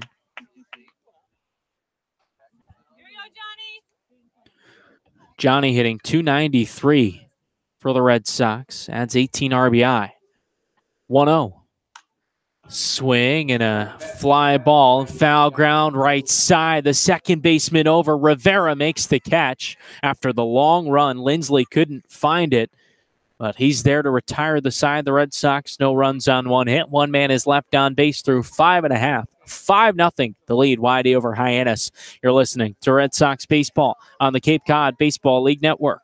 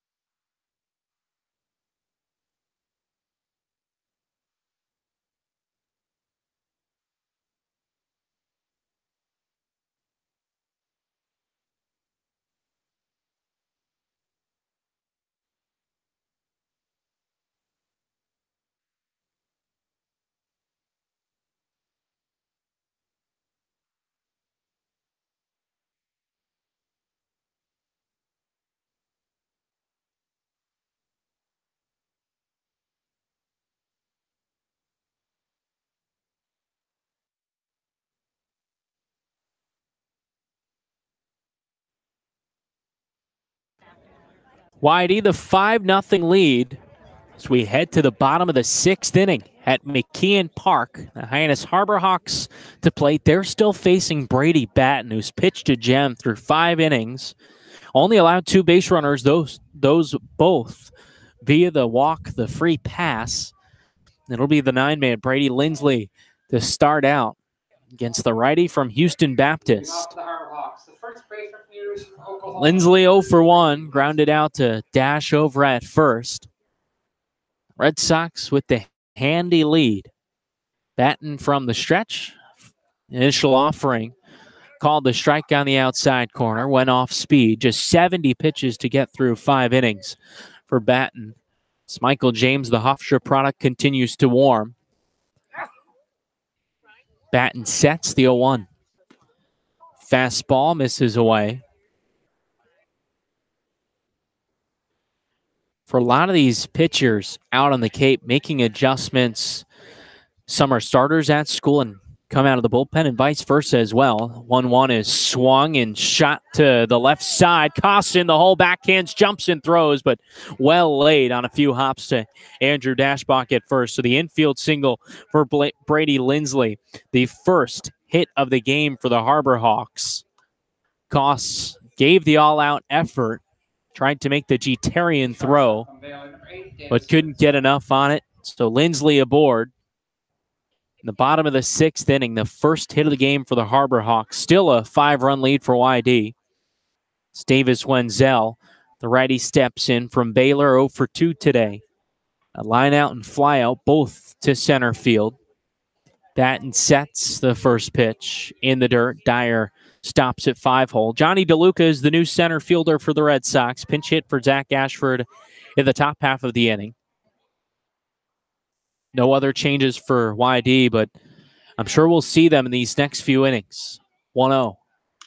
Swung on and driven in the air to center field. DeLuca stays put, makes the catch for out number 1 in this 6th inning.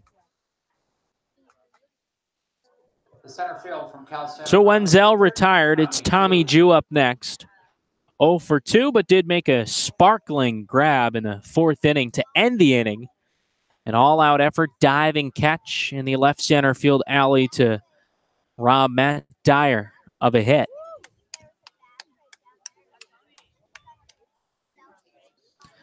Dashbach holding on the 9-man, Lindsley at first. The first hit of the Harbor Hawks today.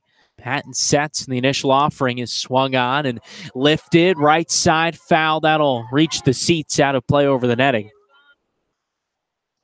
Remember, fans, thanks to Rogers and Gray. Batten continues to get ahead of these Harbor Hawks hitters, and Scott Pickler has to be elated. His team, the 5-run lead. He also hasn't had to use any additional pitchers from the bullpen as of yet, as opposed to Chad Gassman, who's used 5 pitchers. although none going more than 2 innings. 0-1. Again, out of play right side. Ju just shooting the hands out, fouling it off. He's in the hole with 1 out. In the bottom of the 6th inning, Lindsley aboard at first. Batting from the stretch. Peers into Matt Dyer, now sets below the chest, first base side. Kicks with the 0-2. Swing and a miss, dialed up the fastball inner third. Collects strikeout number 4. That's the 2nd out. The bottom of the 6th inning. That brings up the 3-man, Matt Barefoot. 0 for 1, did walk. Battling things out with Noah Campbell, who's 0 for 3 today for the batting title. Campbell, 379. Barefoot at 380 entering the day. First pitch is swung on, and a soft liner dunks into right field. Lindsley stops at second as Albert relays that throw. A huge hit for Matt Barefoot in terms of the batting title race. Campbell down to 368. We'll see what the batting average shoots up to with the hit. Barefoot will improve to 1 for 2 on the day. Runners on first and second, 2 outs, bottom of the 6th inning, and that's just the 2nd Harbor Hawks hit. Both have come this inning. 4-man Todd Lott is up. First pitch misses away. Batting average for Barefoot now at 381. With Campbell down to 368, it's going to be tough for Noah to fight back. Batten sets. Kicks the 1-0. Inside 2-0 on the 4-man. Todd Lott leads the team with 6 home runs this season. Tonight he's 0 for 2. Did drive a ball to deep center field. Out to 394 in center, deepest part of the ballpark here in Hyannis. 2-0. Swing, and this one trampolines off the plate to the third baseman. Quintana throws in time to beat Lott by a step. And Brady Batten, another scoreless inning in the 6th. No runs, 2 hits, 2 men left on base. 5-0 Hyannis through 6 innings at McKeon Park. You're listening to Red Sox Baseball on the Cape Cod Baseball League Network.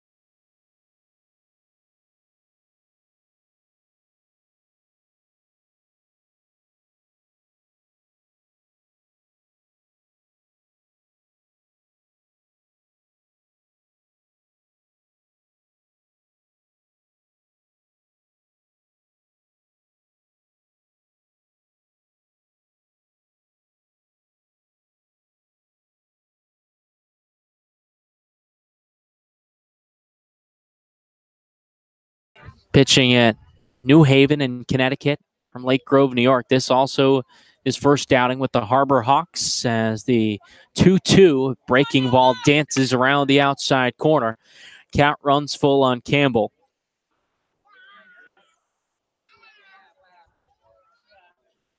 Campbell twirls the bat out ahead. LaManna kicks in the payoff pitch. Fouled off, just fought it back. Another payoff pitch to come with one out in the top of the 7th inning. 5-0, YD leads Hyannis. Red Sox locked up the first place in the East. They'll face the Brewster Whitecaps on Saturday at Red Wilson Field. Payoff pitch.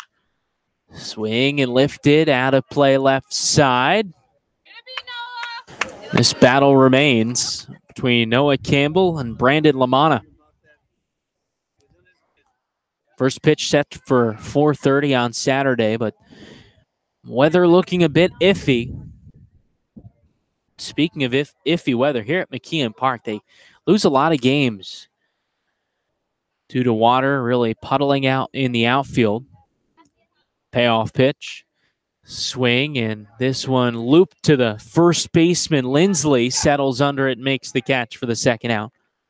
The Harbor Hawks lose a lot of home games because of the fact that the field just can't hold much water, and it's at the bottom of a hill behind the high school here in Hyannis. So just announced recently, $1.7 million will be pumped into it, with over $700,000 coming from the town from a Community Preservation Act grant to improve the park, shared with St. John Paul High School, the second high school. The first pitch to Dashbox called the strike at the knees. Also, another summer league gets in some games here along with the Harbor Hawks. Certainly for the better. $700,000 from the town, the Harbor Hawks, to raise another $1 million. 0-1, waved at and missed. It's 0-2, but Dash getting a couple hits back. 2 for 3 today, 3 RBI. Playing in front of a large group of family. They've been boisterous tonight. LaManna sets. Kicks in the 0-2. In the dirt, a breaking ball. Pages stops it. Nobody on, 2 outs, top of the 7th. 5-run lead for the Red Sox. Scored 3 in the 3rd, just one of those runs earned. And added 2 more in the 5th inning. The Harbor Hawks with just 2 hits, which came in the bottom of the 6th. Here's the 1-2. Swing and a miss. LaManna pulled the strings. Dash goes down swinging, and the Red Sox retired in order in the top of the 7th inning. 5-0 YD leads Hyannis. You're listening to Red Sox Baseball on the Cape Cod Baseball League Network.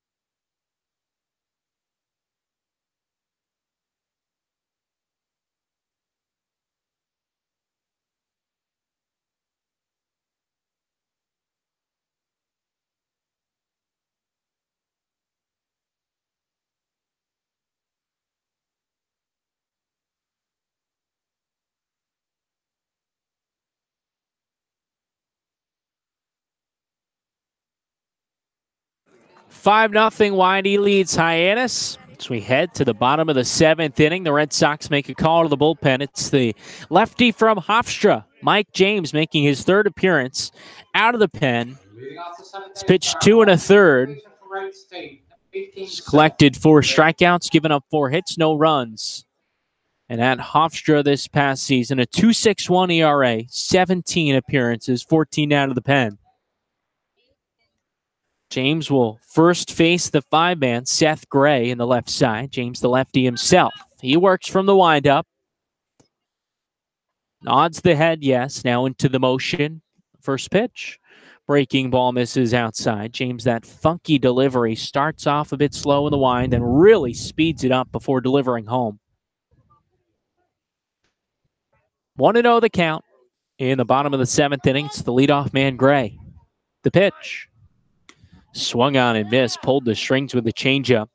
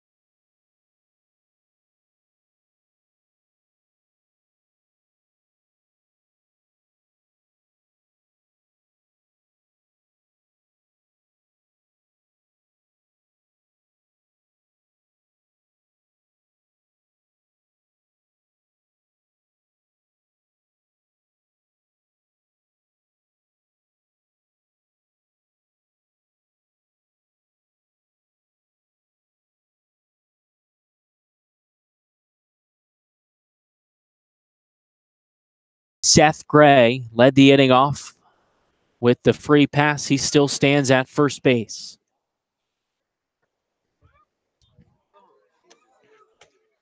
Red Sox got out to a 3-run lead in the third inning, added 2 more in the second. Michael James will ask for a new baseball, hand delivered by Larry Rosenberg after Matt Dyer got caught in a tough spot, laboring around a bit. Looks like he'll be all right. And it's that relationship between catcher and umpire that is so respected. I mean, those guys get beaten up throughout the course of the season, both understanding and both will take that trip out to the mound when the other needs an extra moment. Rosenberg cleans off the plate, a quick pat on the behind of Dyer, who goes back into the crouch. It's 2-1 on Rivera as James sets on the third base side of the rubber.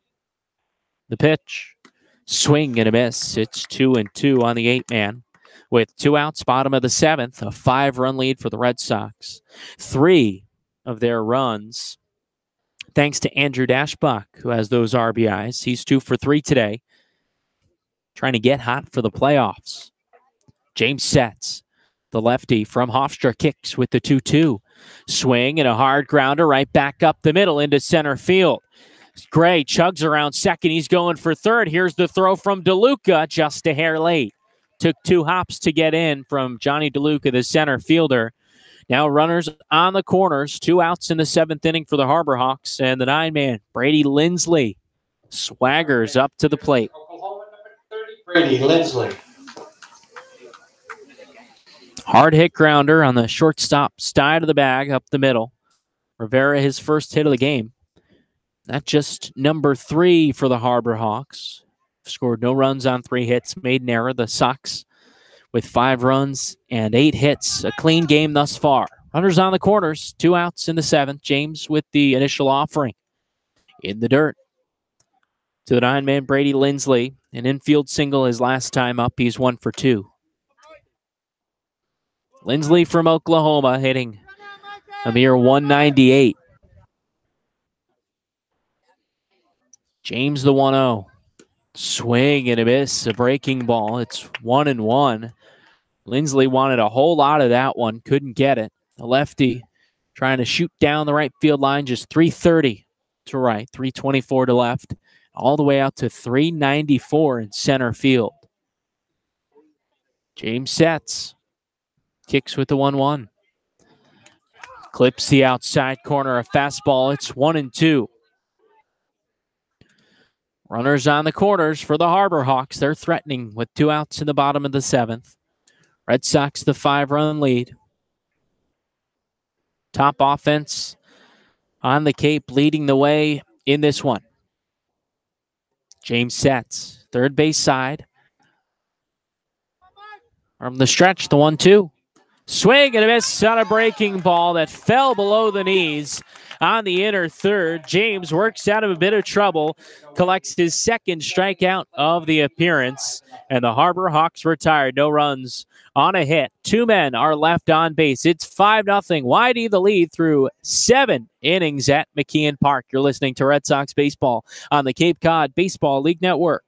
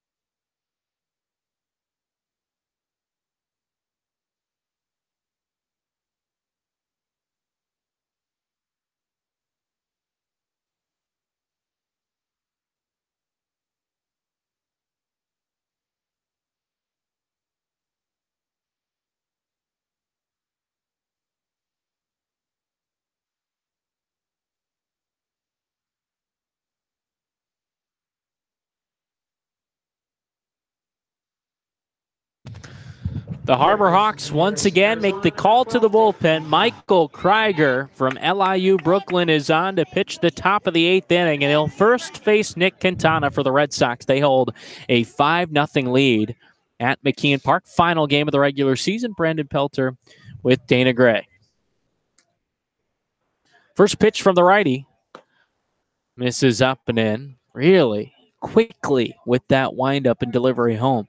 And now just only the 7th pitcher featured from this Harbor Hawks pitching staff today. Only the 7th. The 1-0. Fouled straight back. A really herky jerk delivery from Krieger, who quickly goes into the windup, swings the leg way back, and just kind of flings his body forward. It doesn't even really look like a very athletic delivery. We've seen some funky ones on the game, obviously with Ingebrigtsen joining us late. Hey, whatever works, I guess. That's right, the 1-1. Off speed, clips the outside corner. And you mentioned 7 relievers. I only have space for 6 pitchers. Yeah, we're getting past the actual allotted spots. And with one more inning to go, we might even get further past that. That in my book, of course, the 1-2. Swing and a hard grounder, foul third base side, sends Scott Pickler scampering out of the way. Pretty fleet of foot, though. That was a nice job. Oh, yeah. I was coming right at him. Little 1-2 step away. 21st season with YD. Over 30 seasons at Cypress College, a junior college in Southern California.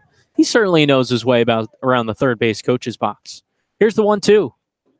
Swing and a miss. Breaking ball diving outside. Gets Quintana to swing over it for out number 1 in the 8th. Yeah, and he's frustrated with himself. That was surely ball 2 that he was fishing for. Give Kreider credit. I mean, that breaking ball just dove right out of the zone. No chance to make contact. Quinn Cotton is up next with Luke Waddell on deck for Reese Albert. Nobody on, 1 out. Top of the 8th, a 5-run lead for the Red Sox. The first pitch from Krieger called a strike on the inner third. Cotton doesn't love it.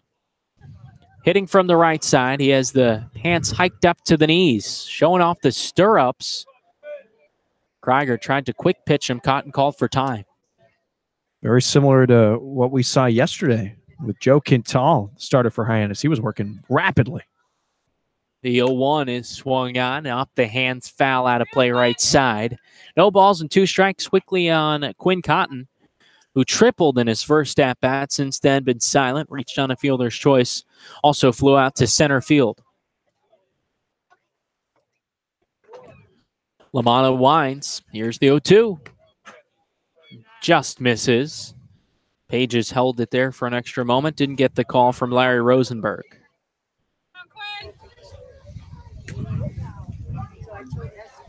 Cotton hitting 172 in his last 10. The 1-2 misses away.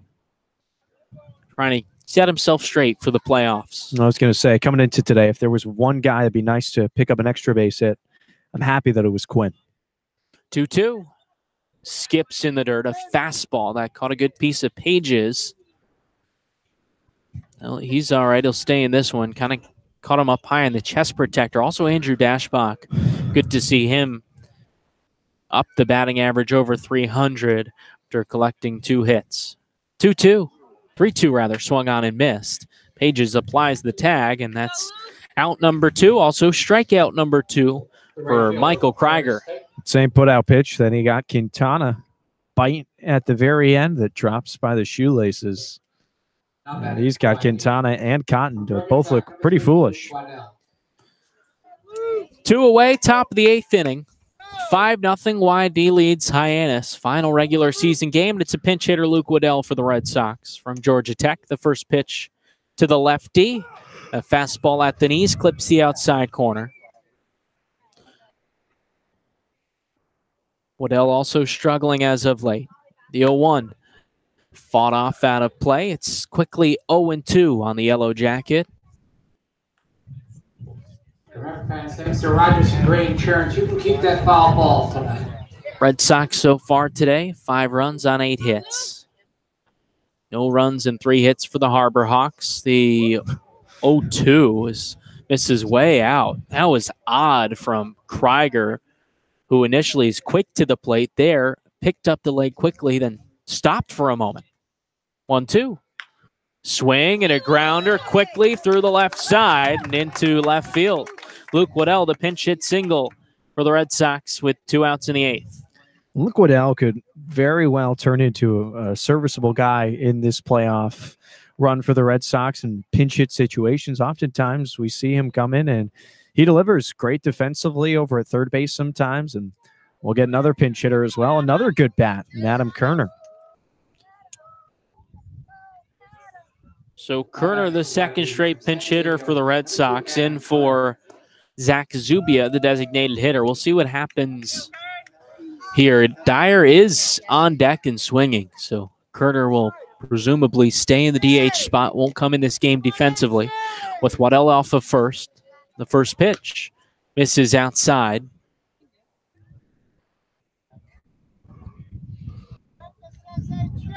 Kerner from San Diego, one of the Toreros. Krieger sets at the chin, kicks the 1-0 off the glove of Pages and squirts away. Waddell over to second base on the wild pitch. You mentioned Luke Waddell being a serviceable postseason player. He's a utility guy, can play just about anywhere on the infield. Heck, we even saw him pitch an inning against Brewster a few weeks ago, allowed just a hit, no runs. He's at second base now with 2 away in the 8th. The 2-0 called a strike. 2-1 the count on the pinch hitter Kerner. The top of the 8th inning. Kerner hitting .241 for the Red Sox. He's played awesome, outstanding defense as of late. 2-1. Kerner taps it off himself, and the count evens 2 balls and 2 strikes.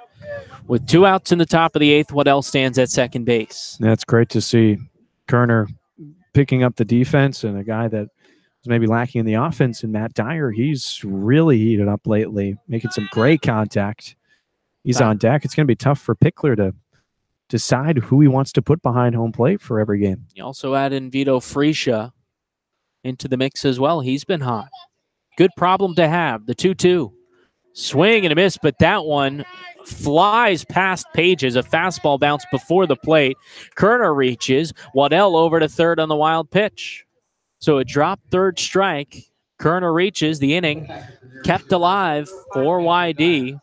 Runners on the corners with 2 away. Well, we mentioned out of the get-go here at McKeon Park, bricks lining from both dugouts, and it can create kind of a funky bounce. That one went skeetering all the way down the third baseline pretty much. And there was no chance for Pages to even make a play over at first. Matt Dyer is up next, 1 for 3 today. Singled and scored a run in the 3rd. He was also robbed of a hit in the 4th by Tommy Jew, covering a lot of ground and laying out to make a catch to end that 4th inning. Krieger sets at the chin, kicks in the first pitch. Swing and a miss, an odd swing from Dyer, who after he committed tried to hold it up and just kind of pulled the bat head up. Funky swing from the Arizona Wildcat. Krieger with an open stance on the first base side of the rubber at left foot, well wide. Dyer calls for time. Runners on the corners for the Red Sox. 2 outs in the 8th. 0-1 is swung on and lifted right side out of play. It's 0-2.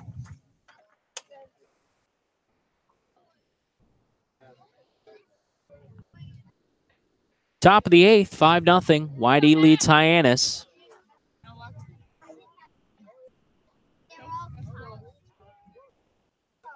Waddell at third, Kerner at first. Both pinch hitters. 0-2. Up at the eyes of Dyer, a fastball. It's 1-2. You mentioned not a bad problem to have. It's really the only position for the Red Sox you could make the argument this year that hasn't been serviceable at all. I mean, it's really just the catcher. Everything else, the outfield, infield, it's been amazing. 1-2 is swung and a grounder up the middle, fielded by the second baseman Rivera. Throws on to first in time to get Dara to get Dyer, by a step. Rivera covering a lot of ground to his right, grabbed that ball backhand over the second base bag and made the strong throw in time. Red Sox strand a pair in the top of the 8th. It's 5-0 YD. You're listening to Red Sox baseball on the Cape Cod Baseball League Network.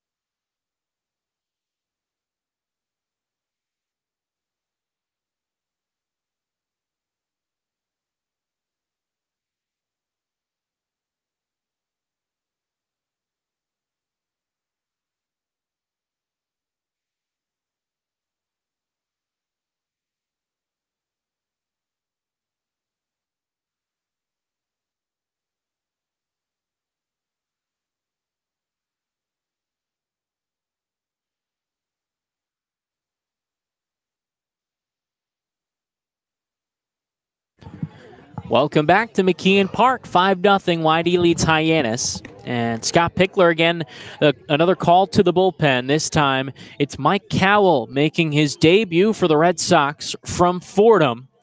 After a strong season with the Danbury Westerners in the NECBL, the right-hander at 6 foot to pitch for the Red Sox throughout the playoffs. Well, we see it happen all the time at this stage of the season. I mean, even though it's the regular season finale, oftentimes this is when you see new arms come in and give some chances for guys that may not have had the talent to make a Cape League roster from day one to still show what they can do in the later stages.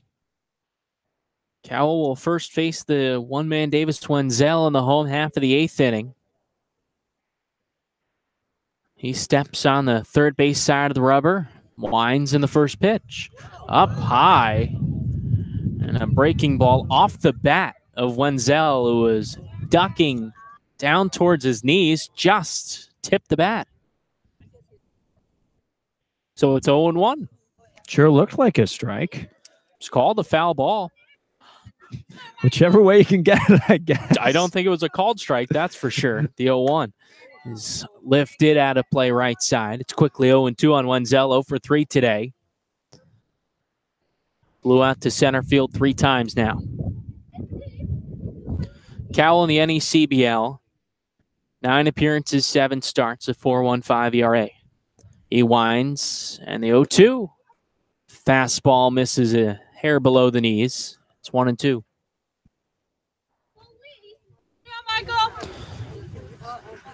Cowell from Fordham finished his junior year. Delivers the 1-2. Skips in the dirt, and that caught a piece of the bare hand of Matt Dyer. He's sturdy, though, behind the plate. Feels like he's gotten so beaten up this season, more so than any other YD backstop. For sure. It's part of the way that he plays the position. 2-2 the count on the one-man Wenzel. Cowell steps off. Dyer now out for a trip. YD the 5-0 lead in the final game of the regular season. That offense, after yesterday sputtering a bit in a 6-2 loss, they're back on things. They sure are, and they did it in such YD fashion, especially in that third inning when you have 8 guys come to the plate in an inning. I mean, how many times have we seen guys just pass the baton? Nothing crazy, singles, walks, the little things, small ball to produce runs. James winds, the 2-2. Swing and a miss. Fastball blown past him on the outer third for out number 1 in the bottom of the 8th. Cowell really reared back with that fastball. And that's not an easy out at all to get Wenzel. He's made great contact the first 3 times at bat, and he came up empty on that hack. For the Red Sox, some quick defensive notes. Luke Waddell now takes over at second base, and Noah Campbell shifts to right field. For Reese Albert, the first pitch to the 2-man, Tommy Jew busts him inside.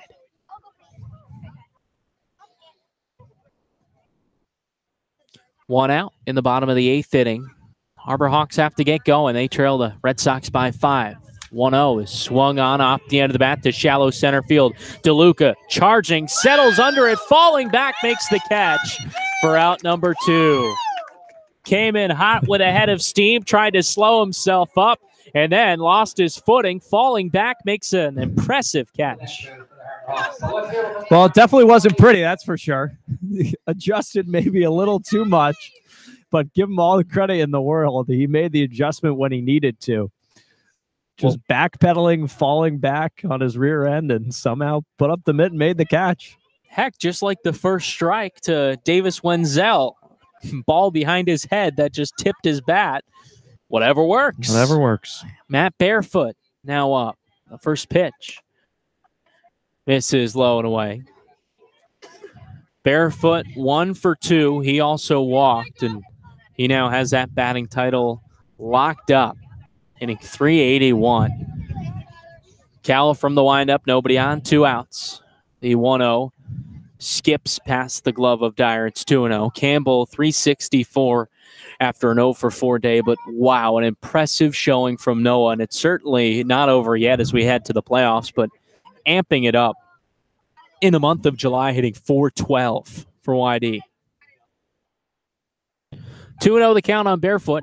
Cowell winds to the pitch. Off speed, catches the inner third for a called strike. Just a torrid pace from Campbell, especially with the power.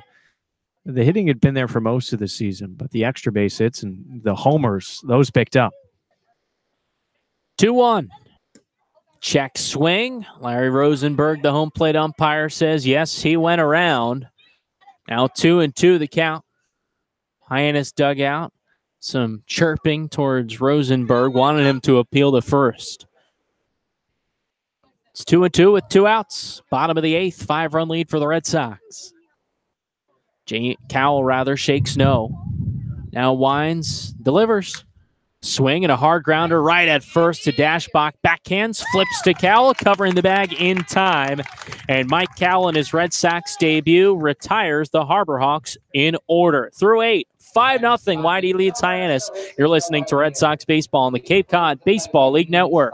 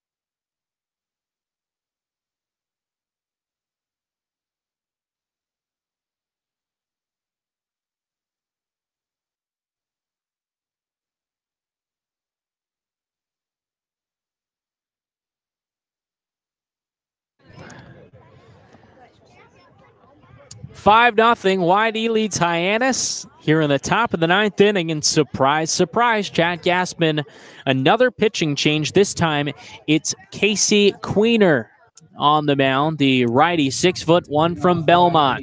Center field, number 16, Jonathan DeLuca. He'll face Johnny DeLuca. First pitch, lines one into center field, a base hit. Red Sox adding another hit in the top of the 9th inning. This is their 10th of the game. Christian Koss. Koss is up next. DeLuca now 1 for 2. Pinch hit for Zach Ashford in the top of the 6th inning. Koss with the orange-barreled bat. Just picked it up the other day and had his choice. That's his favorite color. Queener sets. Now Koss calls for time. Christian even said the other day, heck, if he could wear all orange, he would. And I think he would like to play for these Harbor Hawks, right? First pitch to Christian. Slow breaking ball stays upstairs. The new catcher for the Harbor Hawks is Liam McGill. Anthony Decora is the new third baseman. Queener sets, and the 1-0 is swung on, and a liner into the right center field gap. That touches down to DeLuca around second. He's getting the wave home. Here's the relay throw. They'll send it to third. Koss slides in safely, and the ball gets away, but Queener backs it up the third base side. An RBI triple for Christian Koss. 6-0 Red Sox, the lead in the top of the ninth. How about Christian? 2 extra base hits in the ball game, finding the correct gap, and you could just tell right off the bat with DeLuca jumping and his crazy good speed. He took a good path around and scored with ease. A little bit of extra insurance now for the Red Sox, and good chance to score Christian as well with no outs and him at third. Ray Korn out to talk to his pitcher, Casey Queener, who's now given up 2 consecutive hits, including the RBI triple. The orange bat certainly worked there for Koss. For sure. I was talking with him after the game and complimented him and told him it was my favorite color, and he said he'd have to get a little money from me if I actually wanted to get a replica one. He says it's a Koss special. So, would you get a replica? Oh, for sure. I mean, really? Especially the way he's swinging the bat. It's my favorite color, too, and it does pop nicely with mahogany wood color. I don't think it's actual mahogany, right? I don't think so. Can't be. Koss is at third. Still no outs in the top of the ninth. The runner already across, and the 3-man Noah Campbell is up. He's 0 for 4. First pitch. Breaking ball in the dirt. McGill finds it between the wickets. Campbell won't win the batting title. That'll go to Matt Barefoot, who today bested Campbell, adding just a hit. 1 for 3, also walked. Noah came into the day hitting .379. That's down to .364. 1-0 is swung on and grounded up the first base side, foul. But for Noah, as we mentioned already, still an incredible month of July, hitting .412, and the season far from over for these Red Sox. No, for sure, and this is when it really starts to matter. Campbell, the switch hitter on the left side. Keener, the righty, kicks in the 1-1. Bounces in the dirt to the right of McGill. Koss stays put at third, though. That one bouncing up the first base side a bit. Gill chased. Held Koss at the third base bag. 6-0 YD. Added another run here in the ninth.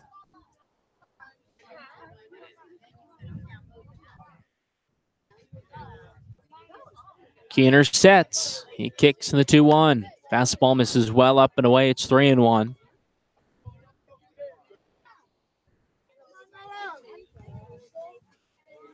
The entire Harbor Hawk bullpen is standing down the left field line.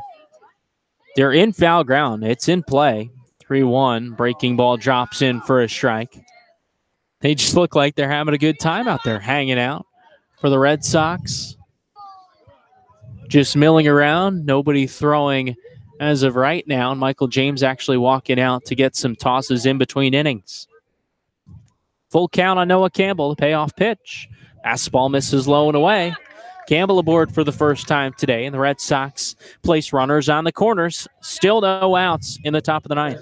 It's very clear that Queener is having a tough go of it and maybe got a little shell-shocked from those 2 hits from DeLuca and Koss jumping over offerings that caught far too much of the plate and didn't want to give Campbell anything to hit. Doesn't get much easier now with Dashbach. Dash has had a day today, 2 for 4, 3 RBI. First pitch. Swing and shoots that one well foul down the right field line, but good bat on that from Andrew. Takes a look at Scott Pickler at third, who's just standing hands on his hips. No signs for Dash. A 6-run lead for the Red Sox. Runners on the corners. Still no outs in the top of the ninth. Keener sets. The righty kicks in the 0-1. Breaking ball falls off the plate. It's 1-1. It just seems like a bad situation for Queener with not a lot to pitch for and meeting the heart of this order. Doesn't have great stuff at the moment. 1-1 is swung on in line. Fair down the left field line. Cost scores with ease. Campbell shooting toward third. He'll get held, but Andrew Dashbach adds another RBI and another double. 7-0 YD in the ninth. Well, entering today, Andrew was second in the Cape in extra base hits, and he's making a go out of it. He's probably running out of at-bats, but 2 more today, and just another guy that was entering this contest this evening with maybe slumping a tad, even if you can call it that. But he seems to be catching fire at the perfect time for Saturday. Brings up Nick Quintana, 1 for 4. 2 men in scoring possession. No outs. 2 runs already across in the ninth. YD, the 7-run lead.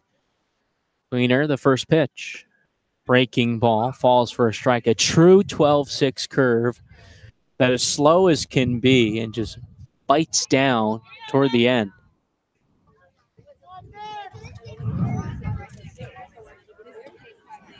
Queener steps off. Talk about another Red Sox hitter that picked things up in July. Nick Quintana hit .311. 0-1. Fastball called the strike on the inside corner. Quintana doesn't love it, but he's in a hole. 0-2. Quintana really, for the first time in his 2 seasons on the Cape, looked comfortable these last few weeks. All 5 home runs coming this month as well. 0-2. Fastball misses up at the eyes. It's great to see because he's always been so positive, no matter through the struggles, even of last season, early on this season. And you could tell that the little tweaks really starting to pay off for him. 1-2. 2 outs. 2 men in scoring position for YD. The pitch. Swing and lifted out of play. It's always fun to watch the younger fans at these ballparks. Not traditional stadiums that you think of, but for the most part, high school fields with some bleachers on each side, and they always duke it out for the foul balls. You'd think they were worth $1 million. It can get pretty heated sometimes. 1-2 in the dirt. 2-2. Another one of those breaking balls, slow as can be, that breaks sharply. Maybe that's what we should do one time. Just go out, drop the headsets, and do battle with some of the younger fans. I mean, we have the size on them, right? They probably have some speed on us. I have the size on you, that's for sure. That's for sure, yeah. I'll barrel you over. I'm not afraid. I like my foul balls. Everyone wants a souvenir at the ballpark. We're at McKeon Park, the 2-2. Swing and a miss. Breaking ball. This is more of a slider. Falling toward that outside corner and below the knees. Quintana down on strikes for the second time today. That's just the first out in the top of the ninth. Just a half-hearted swing from Quintana. You could tell that he realized a little bit too late that that was not a pitch he wanted to swing at. Back-to-back Ks for Q. First out for Queener. First strikeout. Quinn Cotton up next. First pitch is that breaking ball. Falls into the dirt. Red Sox already added 2 more runs this half inning. They have 2 men in scoring position. It's 7-0 YD over Hyannis. Queener sets. 1-0. Fastball off the inside of the foot of McGill to the backstop. Campbell comes in and scores on the wild pitch. 8-0 YD. Andrew Dashbach advances to third as well, with just an out in the ninth. Just been a very clean ball game for the Red Sox. Not so much for Hyannis. Only the 1 error charged, but there's been a few different plays where Harbor Hawks just weren't as sharp as I think Chad Gassman would probably like rolling into the playoffs. Especially a team that, with a win, could make a push for that first place spot in the West.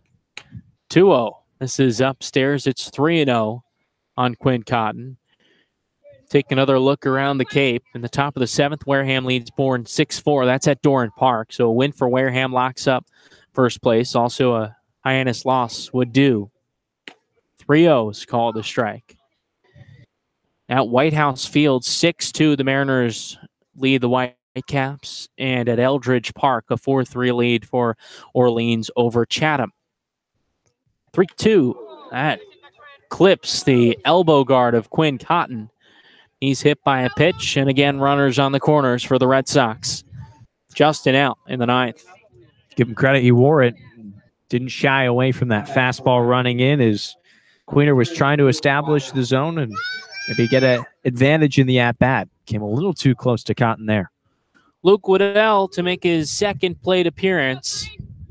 Said he was really locked in and ready to go before the game today. And it showed a single to left in the pinch hit.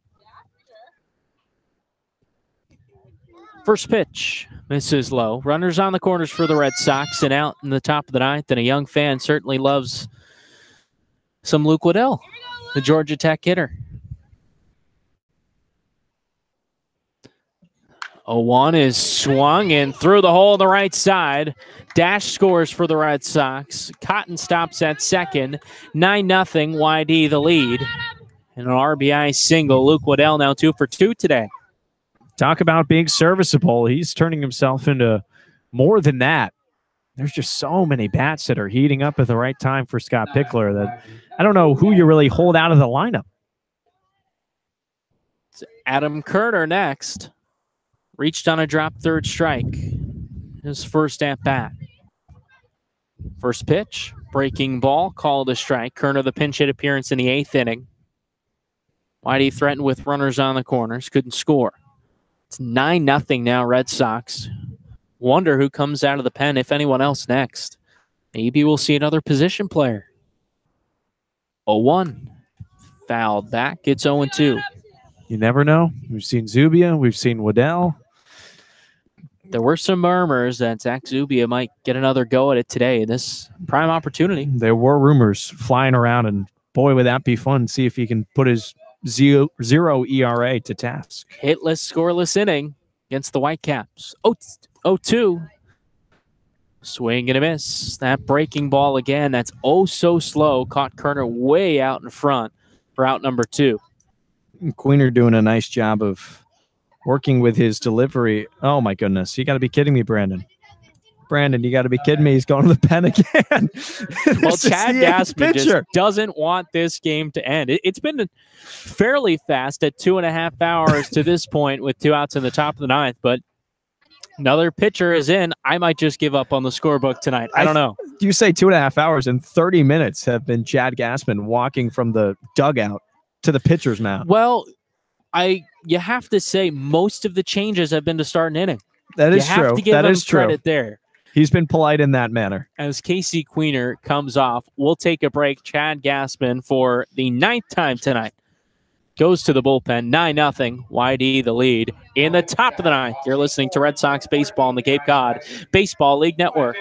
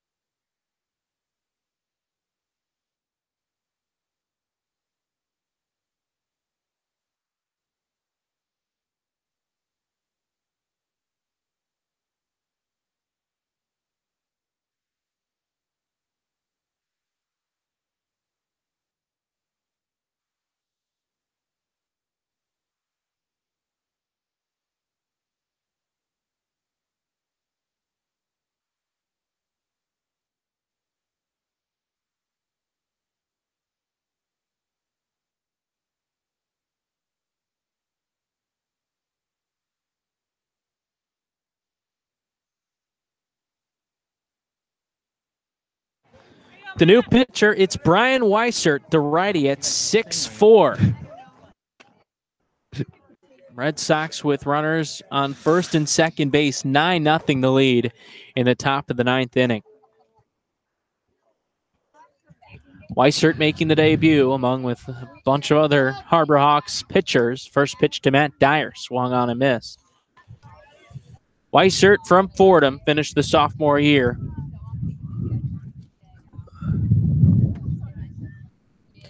Dyer taps the plate. 2 outs in the top of the 9th. Runners on first and second. YD tacked on 4 more. 0-1. Busts him in tight. It's 1-1. No action right now in the Red Sox pen at the moment, so it looks like it might be Cowell to finish us out there in the 9th. I'd love to see Zach Zubia get back out there. It would be cool.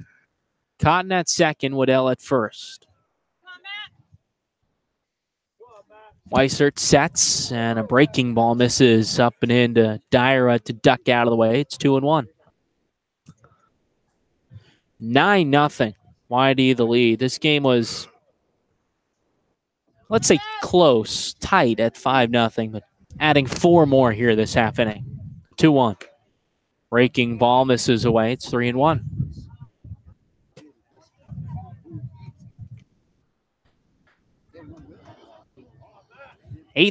Just past 8:30 at McKeon Park. Plenty of lights, though, to keep us going.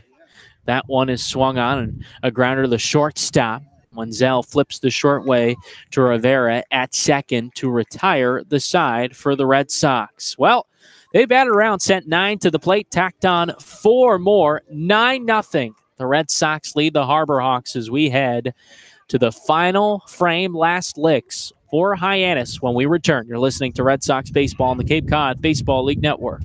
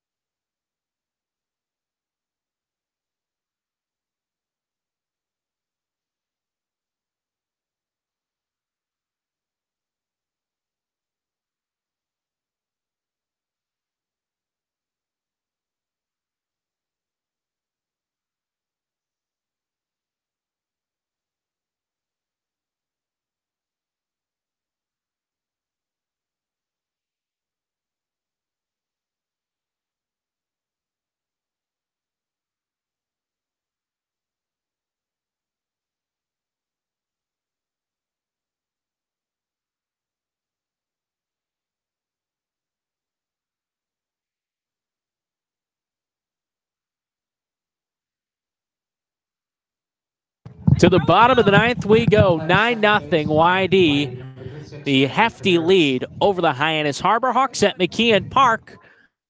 Could be the final half inning of regular season baseball before we head to the playoffs. Red Sox hosting the Brewster Whitecaps on Saturday, and barring a superb comeback from the Harbor Hawks, they'll face the Falmouth Commodores.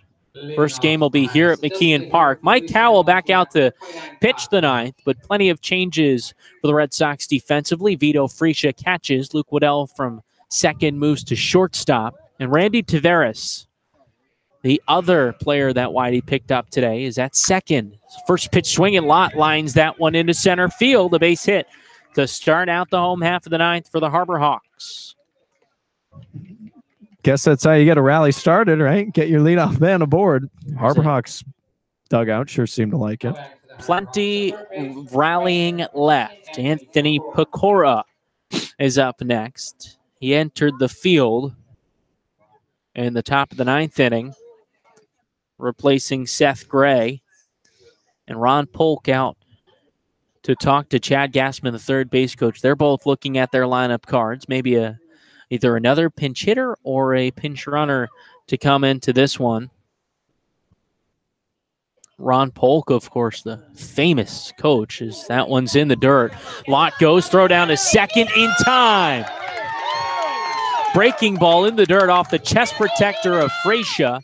Fired down to Tavares, who applied the tag to Todd Lott, who got the late jump. Caught stealing for out number 1 in the 9th. I was surprised that Lott decided to go on that, really testing the arm of Freesia, and he surely made him pay. So now nobody on. 1 out in the bottom of the 9th inning. Cal winds, and the 1-0 skips again into the plate. Talked about Ron Polk, though, the assistant here with the Harbor Hawks, namely the father of the SEC, longtime Mississippi State coach, winningest SEC coach in all sports. It's the 2-0 misses inside. It's 3-0. Over 1,100 wins. Won the SEC championship 5 times, 8 College World Series appearances. He's now the volunteer assistant at University of Alabama, Birmingham. 3-0. Fastball paints the inside corner. Hey, we have a good UAB friend, don't we, from last season from the Red Sox. Who am I thinking of? Cardi Ferris. Oh, my goodness. He was a good ball player. Even better dude. 3-1 is fouled straight back, and the count runs full on Anthony Pecora. 3-2 with 1 out, bottom of the 9th, the 9-run lead for the Red Sox. I always enjoyed hearing about the differences from the South and Cape Cod. Kind of a culture shock for a kid like that who's spent most of his life in Alabama. Payoff pitch. Misses, low and away, ball 4. So a 1-out base runner at the first walk after Cal allowed the first hit to Todd Lott in his second inning of work, but Lott retired by Vito Freesia. Caught stealing after a breaking ball in the dirt, skipped off the chest of Freesia, made the strong throw down to second.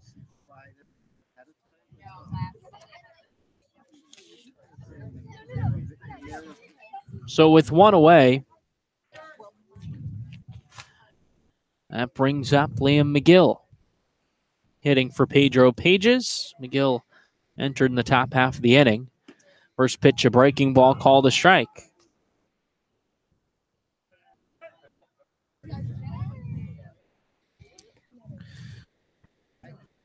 One man on, 1 man out. Hawks in a deep hole, 9-0. They trail YD. A 1. Off speed stays upstairs. It's 1-1. There's really no reason here to not just go right after every single hitter. Cal with a huge cushion. Not much to play for. No reason to not throw strikes and challenge these hitters. Cowell, the righty, steps off.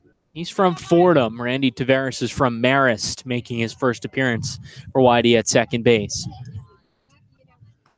Pitch that passed the glove of Freesia. This time, Pecora able to advance to second safely.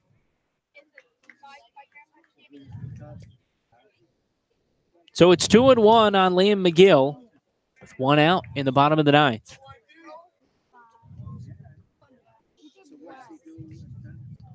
Wind blowing out over the right field fence as it has been most of tonight. McGill, the 2-1, swing and a miss on a fastball up around the eyes. Caught McGill chasing. Really reared back and challenged him there. Gosh, that's just not a pitch you want to be swinging at. Cowell stares at Tavares to get the signs on a potential pickoff at second.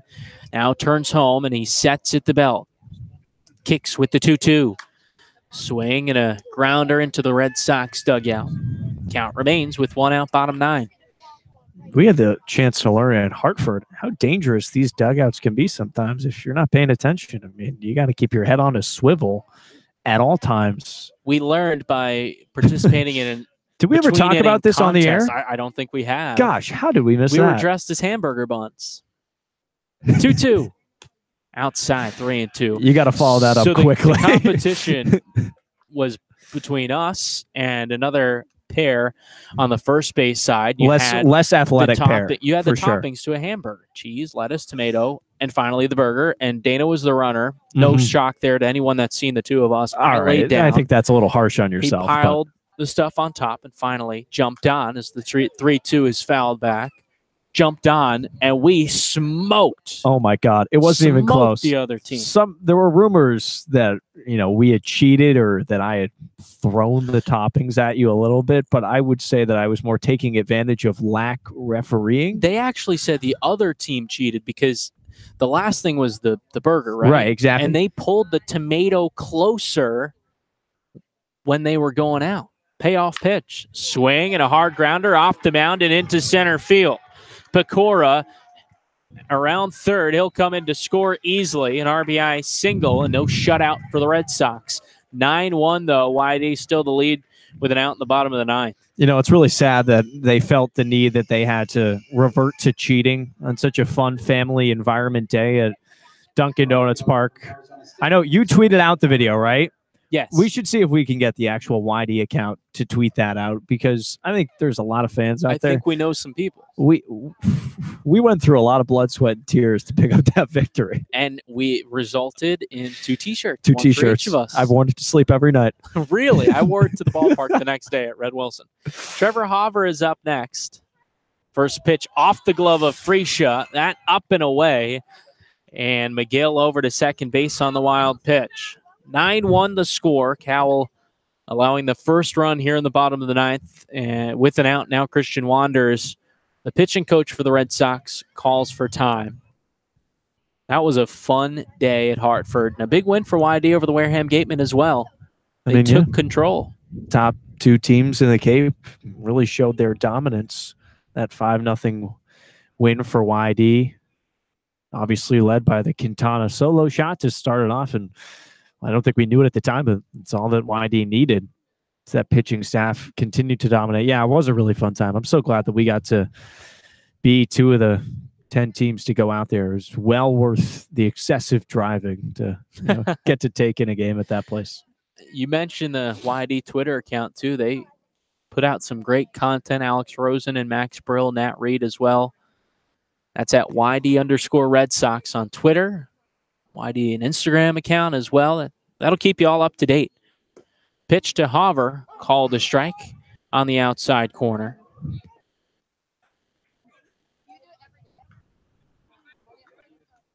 And it's 1-1 on Hauver. First pitch wild. That allowed McGill to advance to second. Cowell sets 1-1. Swing and a miss. It's 1-2. I will say, with a scoreboard that's inactive tonight, we've done our best to stay on top of these pitch counts. It's harder than you'd think. It's not even inactive. It says there's 8 strikes for the entire game. McGill at second, the 1-2. Swing and a miss. Got him with the fastball below the knees. Second strikeout of the outing for Mike Cowell, making his debut for YD. He's now got 2 outs in the ninth. It's Eric Rivera, last hope for the Harbor Hawks. They trailed 9-1 in the final regular season game.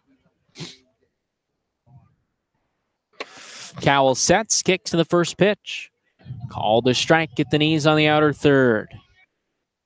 Brendan, you got a prediction for this first-round series against the Whitecaps? What are you feeling? Who do you think? I mean, obviously, YD's the favorite, but having the home field advantage is huge because they're 0-1-2 at Stony Brook. The 0-1 is swung on, chopped up the third base side foul. The YD bats stay hot like they were tonight and have been throughout the season. I don't think a team in the Cape can beat them. I agree, but I mean, it's crazy to think that, I mean, Brewster's the only team in the East that doesn't have a losing record against the Red Sox, 2-2-2. And even though they are 4th seed, I mean, they've had YD's number at certain points this season. Certainly makes things interesting, especially with the way YD lost in the playoffs last year. Yeah. First round to the Whitecaps, they were also favored as the 2 seed. Here's the pitch to Rivera, fouled away.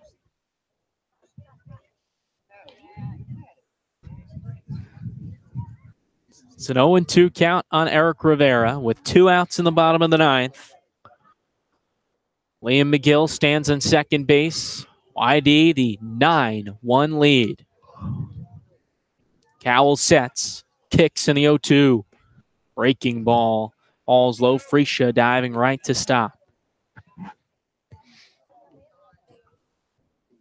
Red Sox with 3 runs in the third, 2 in the fifth, 4 in the ninth to pad the lead. The Harbor Hawks breaking through for a run in this final frame. Cowell the 1-2. Swing and a miss. A breaking ball to retire Rivera, and that will do it. A 9-1 win. YD, the strong showing in the final regular season game to take this one over the Harbor Hawks. Definitely the right way to roll into the playoffs. Yesterday, even though it wasn't maybe their top lineup, kind of left a bad taste in their mouths. And it's nice to see that they can come out and put together a good, complete game, especially the pitching staff as well. I mean, Batten was nothing short of phenomenal. And who knows, at some point, you have to play, a lot of games in the playoffs. That could come very much in handy. I wouldn't even be surprised if he got the ball to start one of those games, considering how he looked today. Brady Batten, 6 innings pitched, 2 hits, no runs. You mentioned he put forth a strong outing and will have really a fighting chance to make a postseason appearance for these YD Red Sox, who together really put everything through. And the other big thing I look at, 0 errors. No errors for YD, a team that's has made an error in 32 games this season, 32 of 44. So what you're telling me is the offense was good. Pitching was arguably even better, and the defense was perfect. Certainly. And we're starting the playoffs on Saturday. That's right. Certainly a good finish That's for a good the Red formula Sox of the regular season, and plenty of baseball left as we head to the playoffs. The Red Sox finished with a 9-1 win, 9 runs on 13 hits, no errors. Hyannis, 1 run on just 5 hits and an error. This game wraps up in just under 3 hours, 2 hours and 50 minutes from McKeon Park. The winning pitcher is Brady Batten, and Jacques Pichou gets the loss for Hyannis. Batten improves to 1-0 for YD.